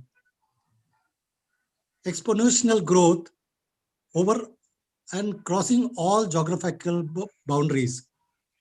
It was never there, because we have heard of pandemics in the earlier thing. It used to be developed nations which are underdeveloped nations which used to be affected, some in Africa, but we never heard of a developed country being scared of a pandemic. But this particular thing was so unique that you have developed country. It started with Italy being affected very badly initially, then UK, and then of course US and Russia, India, and the other countries. The effect of the pandemic, I'm sure all of your delegates who made a presentation covered many of the topics, many of the areas, but on a very macro economic impact, it had not only on India, but it had globally too. If you go strictly by the numbers, if you want to go by the numbers, the economic advisor to the government of India, he has mentioned that there is a reduction in growth, which is mainly due to the pandemic. The figures released by the Ministry of Statistics, they also showed a contraction in the GDP numbers. But then it was not just a simple contraction. It was a unique contraction, and even the numbers, GDP numbers, became negative. So you can realize what the effect of the pandemic was. One thing I see is a visible change after the pandemic. There were many things we took it for granted. Our mindset or whatever, yeah, temperament has taken a visible change. A change. See, nobody would have believed. Like as a banker, we are interested in the businesses of others. So no one would have even imagined that an hotel business or a restaurant activity on an economic scale could go down. Even in risk managements and all, we have never heard whether a hotel management thing is. Then one of the participants spoke about pharmacy. Come what may, pharmacies would usually thrive. But in this particular case, even they failed and they had to face a setback. They came back quite strongly. But these are businesses which never thought we would fail. It would close down altogether. Even a simple, a simple barber shop, because everybody needs to cut his hair, and we never thought that the barber shop would close. So these are some of the businesses from the banking aspects. When you look at businesses, we see there was not a single business which could face the onslaught of this COVID. They had to shut down. They had to lay off workers. They have to go down, and even the strongest person, and it was only those who had financial stability could survive. The others, they had to go to a lot of economic problems. The smallest one, the biggest one, and when you look at it, see even the EMI on the loans. I don't know if any of your delegates had made a presentation on the impact on banking and finance. But this was one of the major impacts, where we give you a loan for about 20, 30 years maturity. And suddenly today, at the end of the week, I find that you're not able to pay a EMI. And it is a genuine problem. So like all the other banks, Bank of Maharashtra was also in the forefront to come and to the aid of the economic revival. We had various schemes and credit lines to meet the challenges. Supported by the government of India, we had guaranteed emergency credit lines. We had the COVID-19 Kisan Rahat Yojana. We had the COVID-19 SHG Rahat Yojana. There was a personal loan scheme specially under the COVID-19. Then we had almost many standby letters of credit. And the main thing was when we increased the moratorium on period of loan deferment of interest payments. Then there was relaxation in charges to SB accounts and current accounts. Apart from all this, the bank has also taken care of its staff. We faced a unique situation at the branches. Normally, we used to see that people generally, even though the digital banking has picked up, but people love to come to the bank physically, meet in person, more so with the public sector banks.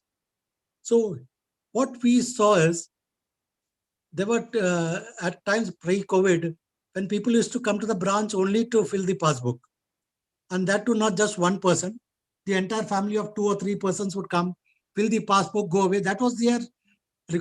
We don't say it is wrong, but in the COVID times, even these took a back seat. People realized that filling a passbook was not that important, and it was staying at home, maintaining the social distance, hand sanitization, and all these were very important. In all this, we continue to give all the services to the customers. There was no fallback, whether it was a savings bank, current account, he wanted a checkbook, anyone wanted a mobile transaction. We even sanctioned educational loan to students who had applied to go abroad, pending their visa applications. Many of their visas got stalled, many were delayed, but bank did not take any harsh action on these, and we waited till the visa counters opened, and many of the students were able to go abroad for their studies. And I wish that they will do well. One more change which I noticed was the at our branch, particularly my fourth branch, we have a Aadhaar service counter providing the Aadhaar service. The person or the personnel handling that is not the bank staff, but the space is provided back, and the infrastructure managing the cash or verifying it is done by the bank officials. This counter, I'll tell you, in the entire Bombay, initially, my branch was the only branch serving Aadhaar related issues. And in the COVID pandemic, the Aadhaar became a key figure, the Aadhaar number. Why was that? Because some of the people, they were laid out. Layoff was there, they had to lose their jobs, and then they get their PF, Provident Fund, the Public Provident Fund is what they were looking forward to. For the Public Provident Fund, since social distancing was maintained, the only identification was the Aadhaar digital identification. And one of the thing of Aadhaar digital is that you get an OTP on your mobile number. So people who have not updated their mobile number faced a lot of difficulty, and they used to rush to the bank, desperate to get it corrected, desperate to be added. It was here that we took the challenge.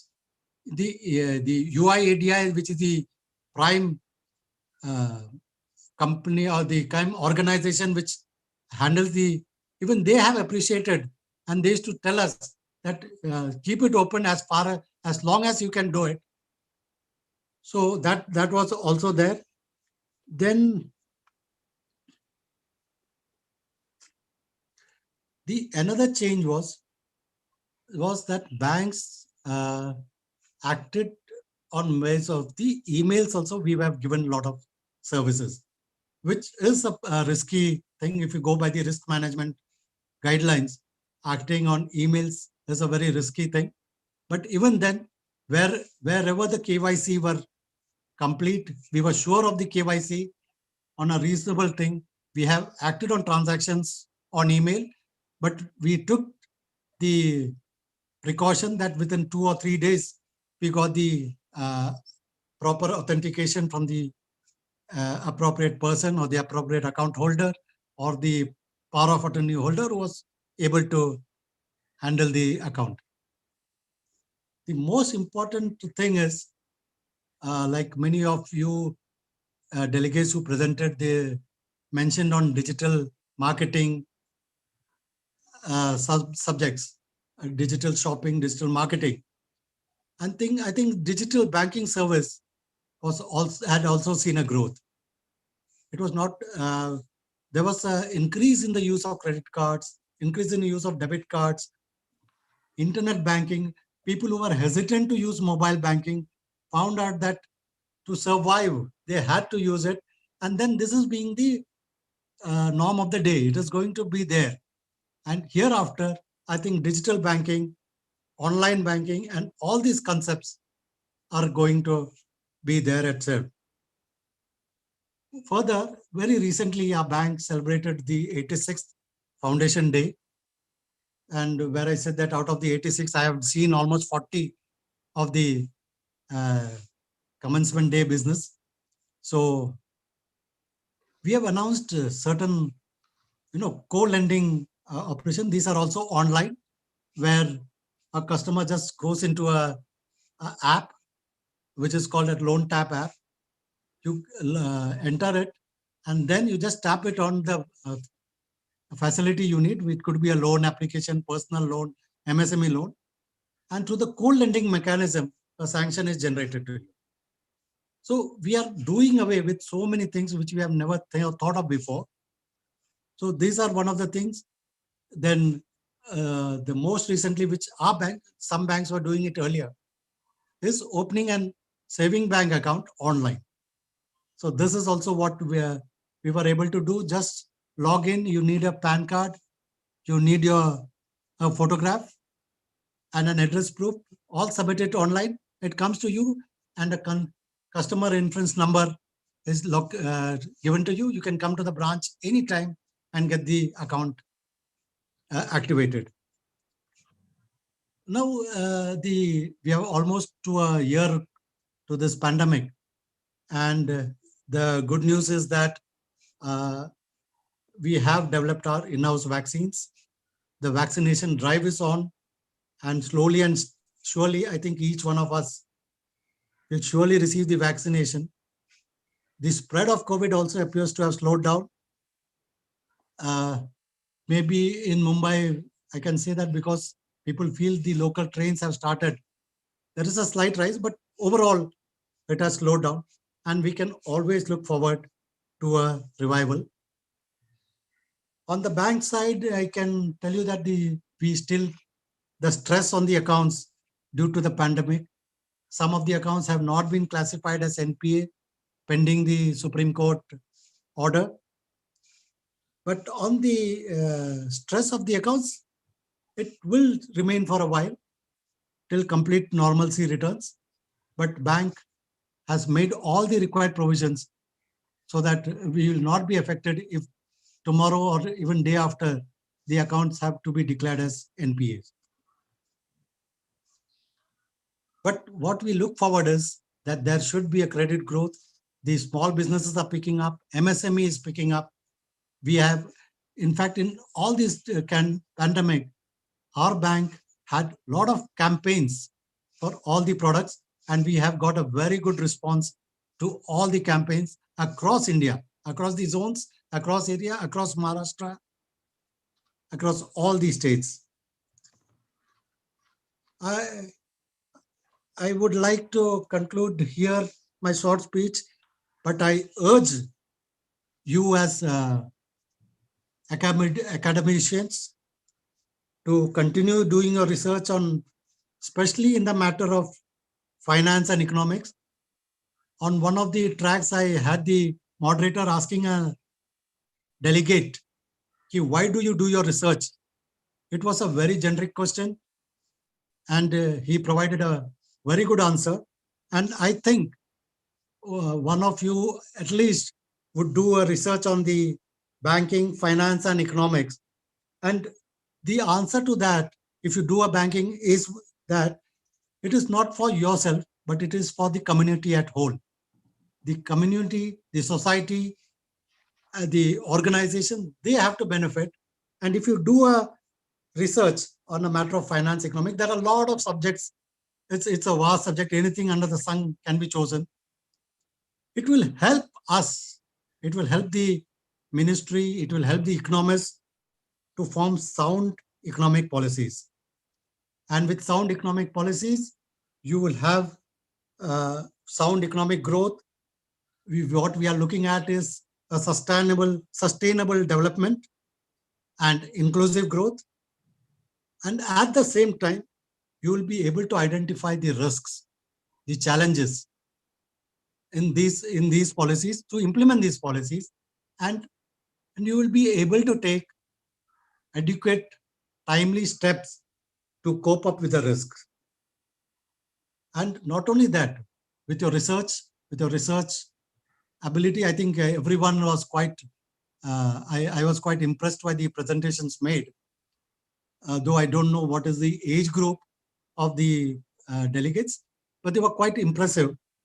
And even the moderators were ready to help them. So I think we are looking forward to a lot of researchers coming out and doing a research, because what basically a research does is it helps us to use the scarce resources and produce valuable commodities for the benefit of the society.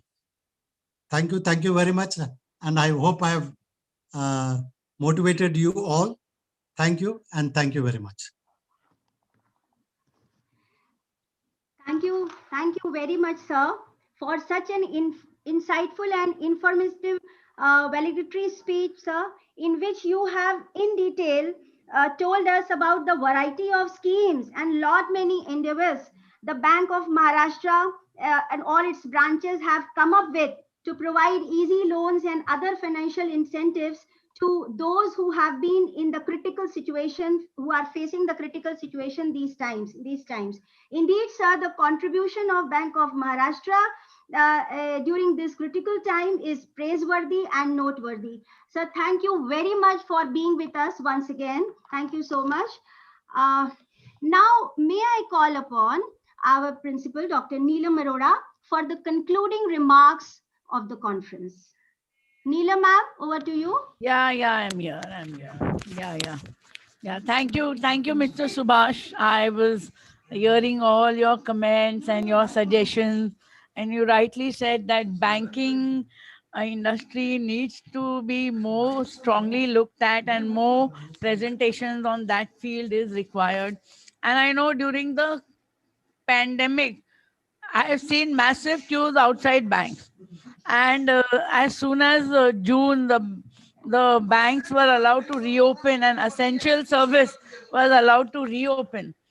Outside the bank, I think we have a Dena Bank right next to my house, and I dread to go inside because the queue is so long and the staff is so overworked, trying to help everyone with the mask on their face and opening accounts. And I can see the banking industry really not caring for the COVID, working with their mask. Hats off to you and congratulations to you. Thank you very much. And now we come to the end of today's conference.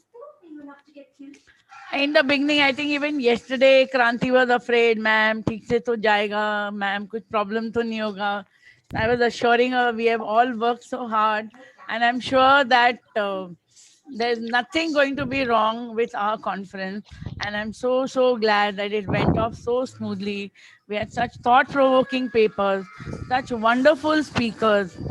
Thank you to Dr. Mane, who is so very busy. Every time I call up, he used to send me a message. I'm busy, I can't talk. So till last moment, I was afraid whether he will join. And just at 10 o'clock, he told me I'll join for 5 minutes. That is why he interrupted me. And I said, sir, we'll do your introduction later.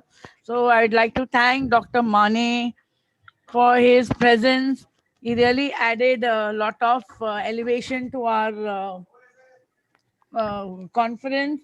I'd like to thank Bank of Maharashtra, Deepali Madam, and Mr. Subhash for coming and for helping and supporting the conference. IIDE, without your technical support, our breakout rooms would not have been very successful. Career launchers for their contribution. To all the chairpersons, Dr. Abraham, Dr. Debolina, Dr. Shinoli, Dr. Kushpat Jain, Dr. Lata Swaminathan, and Dr. Kinnari for apt judging of their papers and their valuable comments. I'd like to thank the keynote speaker, Dr. Subodh, and the technical speaker, Dr. Sneha Deshpande, for their thoughtful ideas on this pandemic, which is gripping the entire world. And then comes our own staff. How can I forget? Without whom our conference would never happen. So a great job done by all the teaching staff members who have been in various committees, right from technical committees to organizing committee to certificate making committee, comparing committee. So whether it is Dr. Mona, Kranti, Darshan, Ashok, Bide Madam, Purnima, Divya, Mahalakshmi, Munmi, Chetan, Jyoti, Vishakha, all these people have they have shined and made me realize, when in the COVID, it was said all essential services to open and only education did not open. And then it made me think, ours is not an essential service. Are we not part of the society which says that without education there cannot be survival, and that education maketh a man? We said, all right, COVID, you didn't tell us it is essential service. We will find a way out. We found online education. We found ways to reach out to the staff and students and not disrupt education. Imparting and the learning just went on, including so many activities. All the staff from self-financing course, Arun Pujari, Sangeeta, Vedehi, Mona, Miloni, Meenam, and all the others, mind me if I can't take all the names, Siddiqui and Rajesh Mankani, Vaidehi Kamath. I think all have done their bit in whatever way they have. Femida, who's always doing the exam for a change. She was looking so pretty and introducing the guest, and a new Femida I could see on the screen.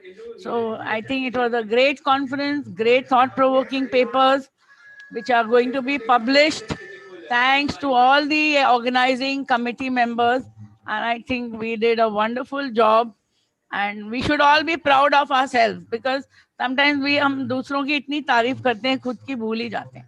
So I think we all deserve a pat on our back for organizing and executing the conference so well without any major glitches. And I'm sure we are going to have one more wonderful conference, international conference, which is coming up on 30th March. And we have taken the topic opportunities in adversities. So how pandemic has opened up so many doors to new businesses, mask making business, sanitizers, which were the poor cousins of hand wash. कभी कोई देखता ही नहीं था sanitizer की तरफ. And today it is such a booming industry. So I'm sure there are many opportunities in adversities, which is going to be our next seminar on 30th March. So I urge all the participants to rejoin and send their papers on that. I'd like to thank the participants, principals, vice principals, and students from all different colleges who have sent in their papers, have presented their papers, and have remained present in listening to the very apt conference proceedings, and have joined us from all over India. I'm sure there are many participants from different parts of the country, and I welcome you all and I thank you for your participation. So, all said and done, I think it was a wonderful conference, and I once again congratulate the entire team. Thank you. And my dear students, I can see Divya so active on her chat and so many other students. And I'm sure that they have also learnt a lot. Meghna students had done some wonderful presentations. Our students should also come forward and put in some papers that would give them an opportunity to enter into research. So thank you. Thank you to IDOL, Dr. Prakash for collaborating with us, Dr. Lasune for introducing us to this collaboration with IDOL. And because of that, we were able to collaborate with such a prestigious wing of University of Mumbai. I'd like to thank our management, Dr. Kamal Gupta ji, Dr. Sunil Gupta ji, Asha Agarwal madam for always supporting us in all our endeavors. I think soon we are going to meet physically. Till then, let's say the concluding remarks are to be presented. Thank you, and over to the presenter. Thank you. Thank you, ma'am. Now the most, towards the end of this seminar, the most awaited moment has come, and the announcements of results. That is, in every track, the best one paper has been selected as the best paper. And I would request the chairpersons of each track to do the honors. If the chairpersons are not available right now, the moderator would be of each track would be announcing the best paper. Track 1. Also, Divya, we have posted the feedback link in the chat box. So please announce about that. Yeah, the feedback link has been posted in the chat box. All the participants are requested to fill the feedback form as soon as possible.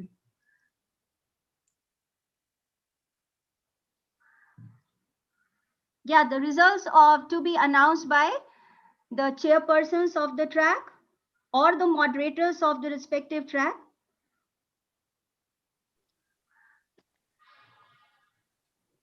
Track 1. Track 1. Moderator, if the moderator is present, Dr. Vaidehi, I think.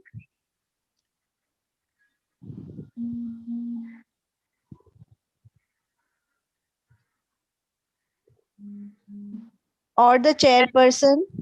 Tell her to unmute herself. There she's unmuted. Yeah. Whether Okay, yeah. Yes.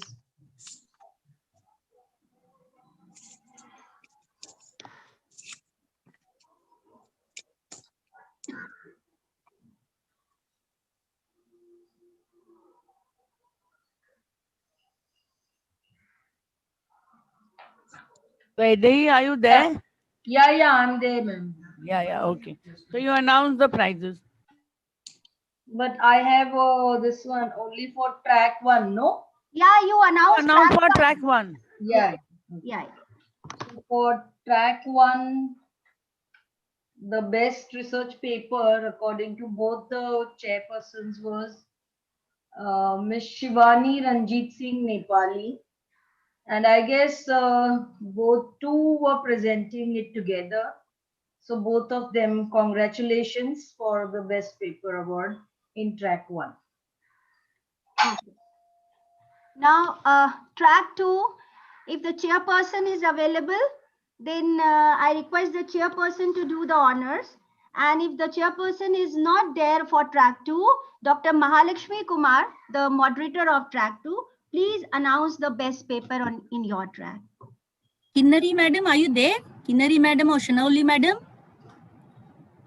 I think the chairpersons are not there. Actually, so... I saw their names, they are not there, I think. Okay, then I'll announce. Yeah, ma'am, you go ahead. Okay, for track 2, the best presenter award goes to Mr. Subodh Suresh Barve. And the title of his paper is a study on the impact of COVID-19 on investment of college teachers. Investments made by college teachers. Yeah. Hearty congratulations to Mr. Subodh Suresh Barve. Okay, thank you. Hearty congratulations. Thank you, madam. Yeah, thank you. Now, Dr. Sangeeta Makkar, the moderator of track 3, will be announcing the best paper in her track. Madam. Sangeeta madam? Sangeeta madam, please unmute yourself. So sorry. I'm right there. Yeah. Thank you, Divya. Thank you so much. Track 3, as other tracks, had 2 chairpersons, Dr. Debolina Dasgupta and Dr. Lata Swaminathan, who gave very insightful guidance to all the participants. We were lucky to have around 14 papers being presented, and some of them were also being done by the students of various colleges. So the track was divided into 2 parts as a part of encouragement to the students and of course to the professor to be picked up for the best papers. So as per both the chairpersons, Dr. Debolina and Dr. Lata, under the student category, they have identified the first prize going to a pair of the students who presented together. The first prize is Nandish Kuvardia and Bhavya Doshi. Congratulations, both of you. And the second prize from the student category, you're most welcome. And the second prize from the student category goes to Arshia Khan and Priya. Heartiest congratulations, both of you again. Thank you, ma'am. Thank you. You're most welcome, Beta. And from the teacher category, we have the chairpersons have identified Dr. Meghna Basu Thakur for the best paper. Thank you so much. Most welcome, Meghna. Thank you so much. I'm sure you're going to go singing back all the way. Oh yes, ma'am. Absolutely. Thank you. I really appreciate this. Thank you so much for this opportunity. It was very, very interesting to look into, hear so much lovely insight that you all developed, and your paper talked about such a relevant issue, which I think across all society, all sectors, the whole society has been kind of trying to figure out the issues of children and their stress factors. Absolutely. And you managed to break them into with siblings and without siblings, and thereby the impact. I think we really owe a big thank you to you and your students for this. And at this moment, I would also like to extend my thank you to the fellow people who were in the part of the track along with me. The rapporteur, Ms. Professor Dalavin Tarapur, technical support by Professor Vishakha and Professor Jayashri. And our co-convener, Ms. Kranti, Professor Kranti Upre was also with us, along with other professors and participants.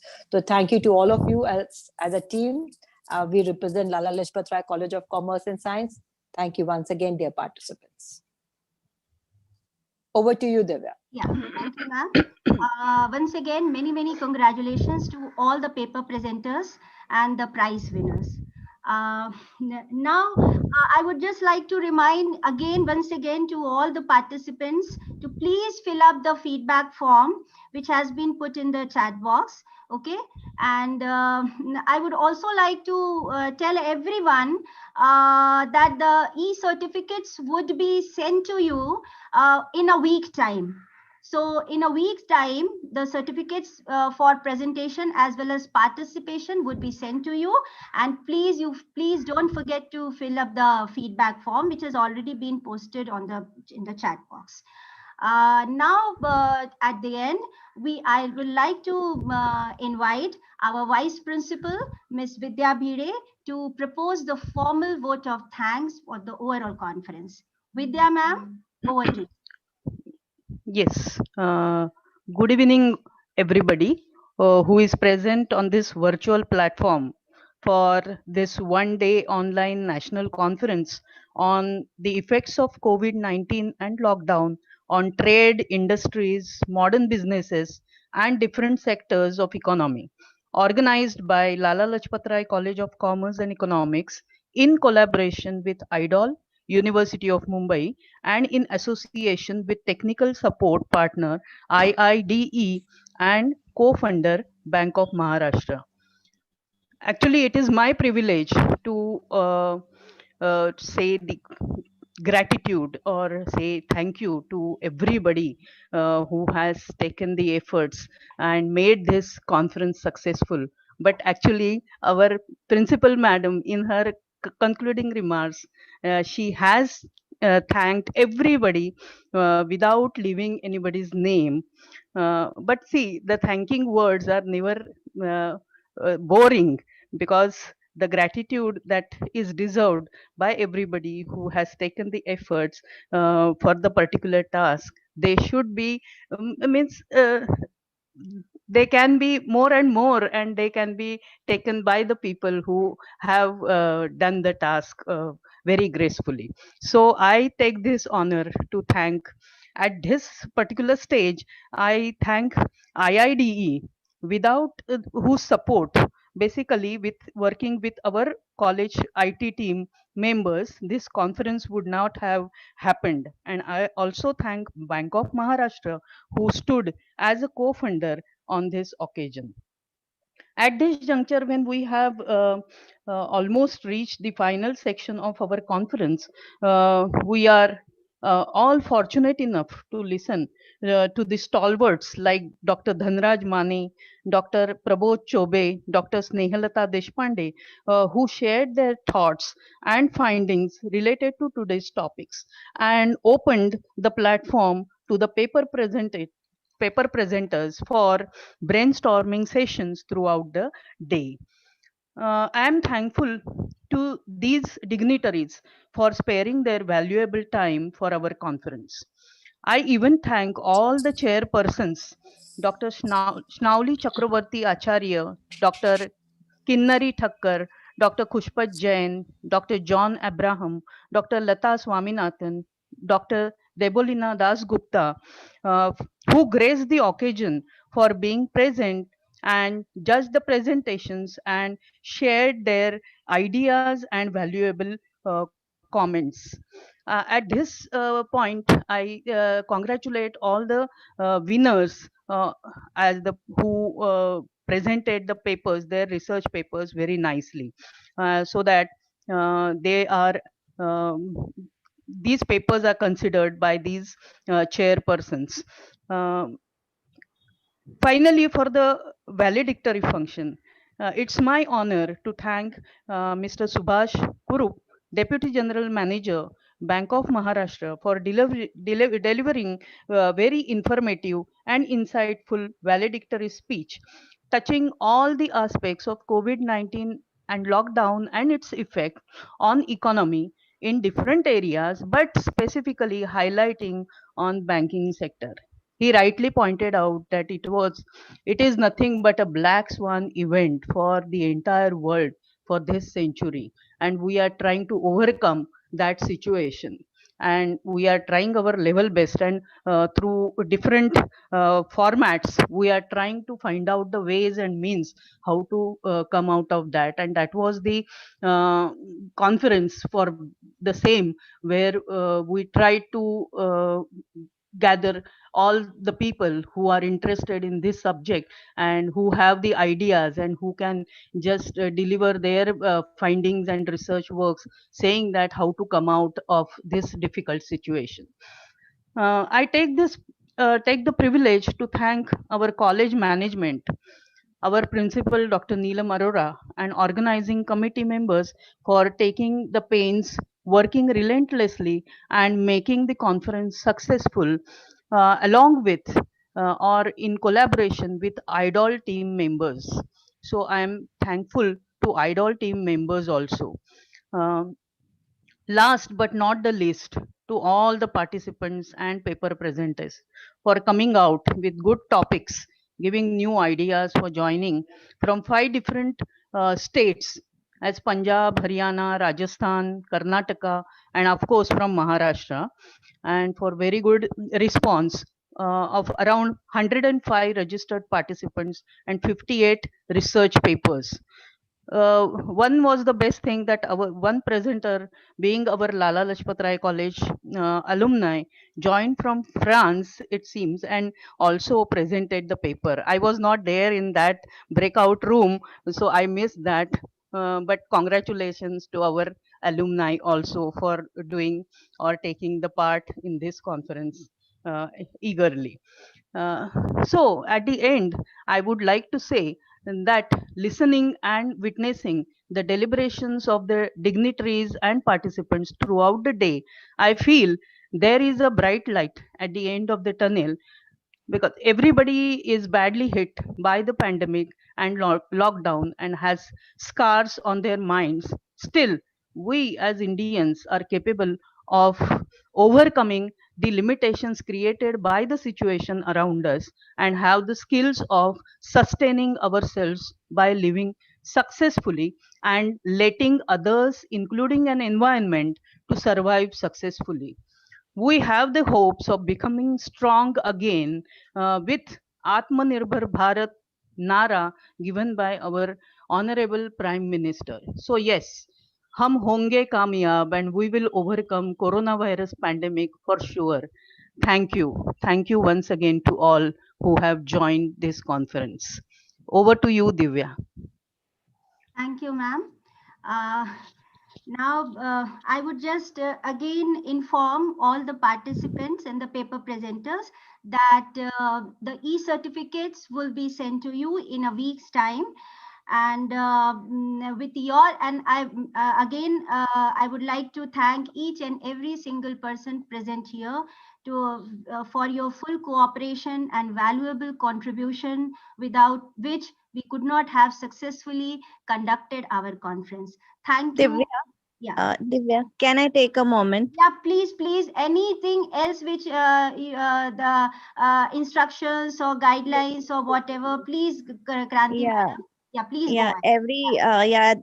Neelam ma'am and Bhide ma'am, they have already conveyed their thanks to everybody. But working on the minutest of the details to conduct the whole national conference, it takes involves the efforts by lot many people, and a few names were not mentioned, but now it's my duty to thank these people who were backstage, and they were working tirelessly for so many days. The first one whom I would like to mention is Dr. Rahul Shetty, who helped me a lot in making all the tracks, the schedule of all the tracks and the program schedule, and also communicating with the guest, with the chairpersons. He was helping me out in everything. So thank you so much, Rahul, for all your kind help. you were not there with me in any of the committees, but then still you helped me a lot. So thank you so much for that. Also, I would like to mention the name of Mr. Chetan Maru, and still till the last minute, he was the one who was incorporating changes after changes in the program schedules and the track schedules as well. When we started with the inaugural session, at that time also we were discussing about the changes, and he was making the changes. I think he's not there because he is having some connectivity issues, but then I would like to thank Mr. Chetan Maru also. So thank you so much everyone. Thank you so much Neelam ma'am, Bire ma'am, all the organizing committee members and all the participants. Sorry for intervening, Divya. You please carry on. No, Kranti, Thank you you, did Kranti right. ma'am. Thank All you, ma'am. these people have been the backbone. Sometimes hota hai, chirag tale andhera. We forget our own people. Rahul, Chetan, Kranti has done so much. I know how active she has been and how communicative she is on the conference group. So without everybody's collective efforts, in our hearts we all know, sometimes a name may be messed out, but their efforts are always appreciated. Whereas Rahul and Dr. Lasune, Kranti, Chetan, Vishakha, I'm seeing a new Vishakha in this pandemic. I don't know. She was a very, very new, bright, very, very talented Vishakha has come in this entire 9 months of pandemic.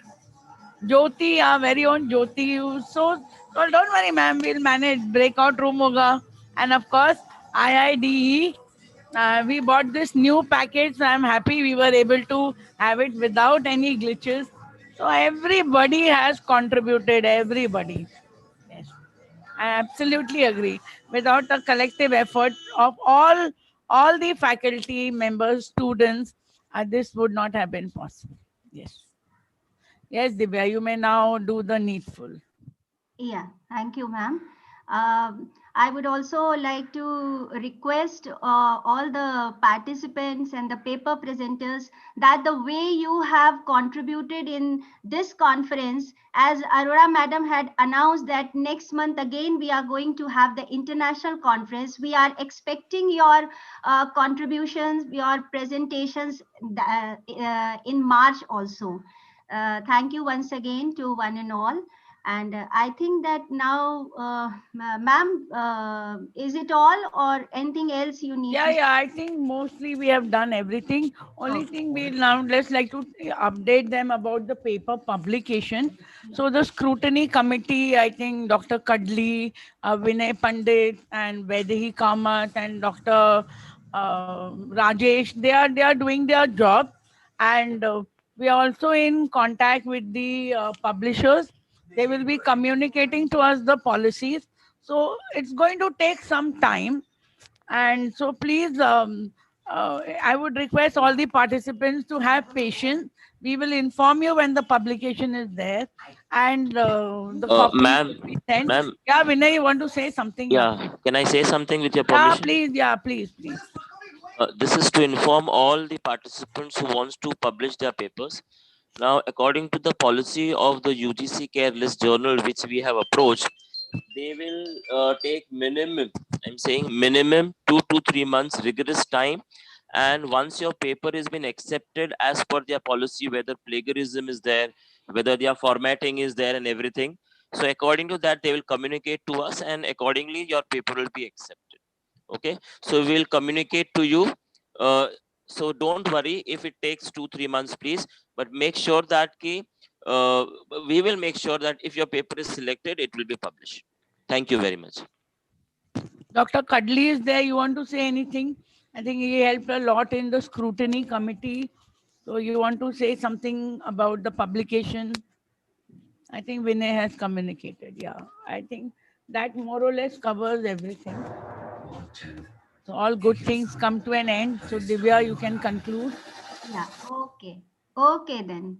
I think that everything, every aspect has been covered, and about the publications also, the things have been clarified. And thank you once again, all of you. And now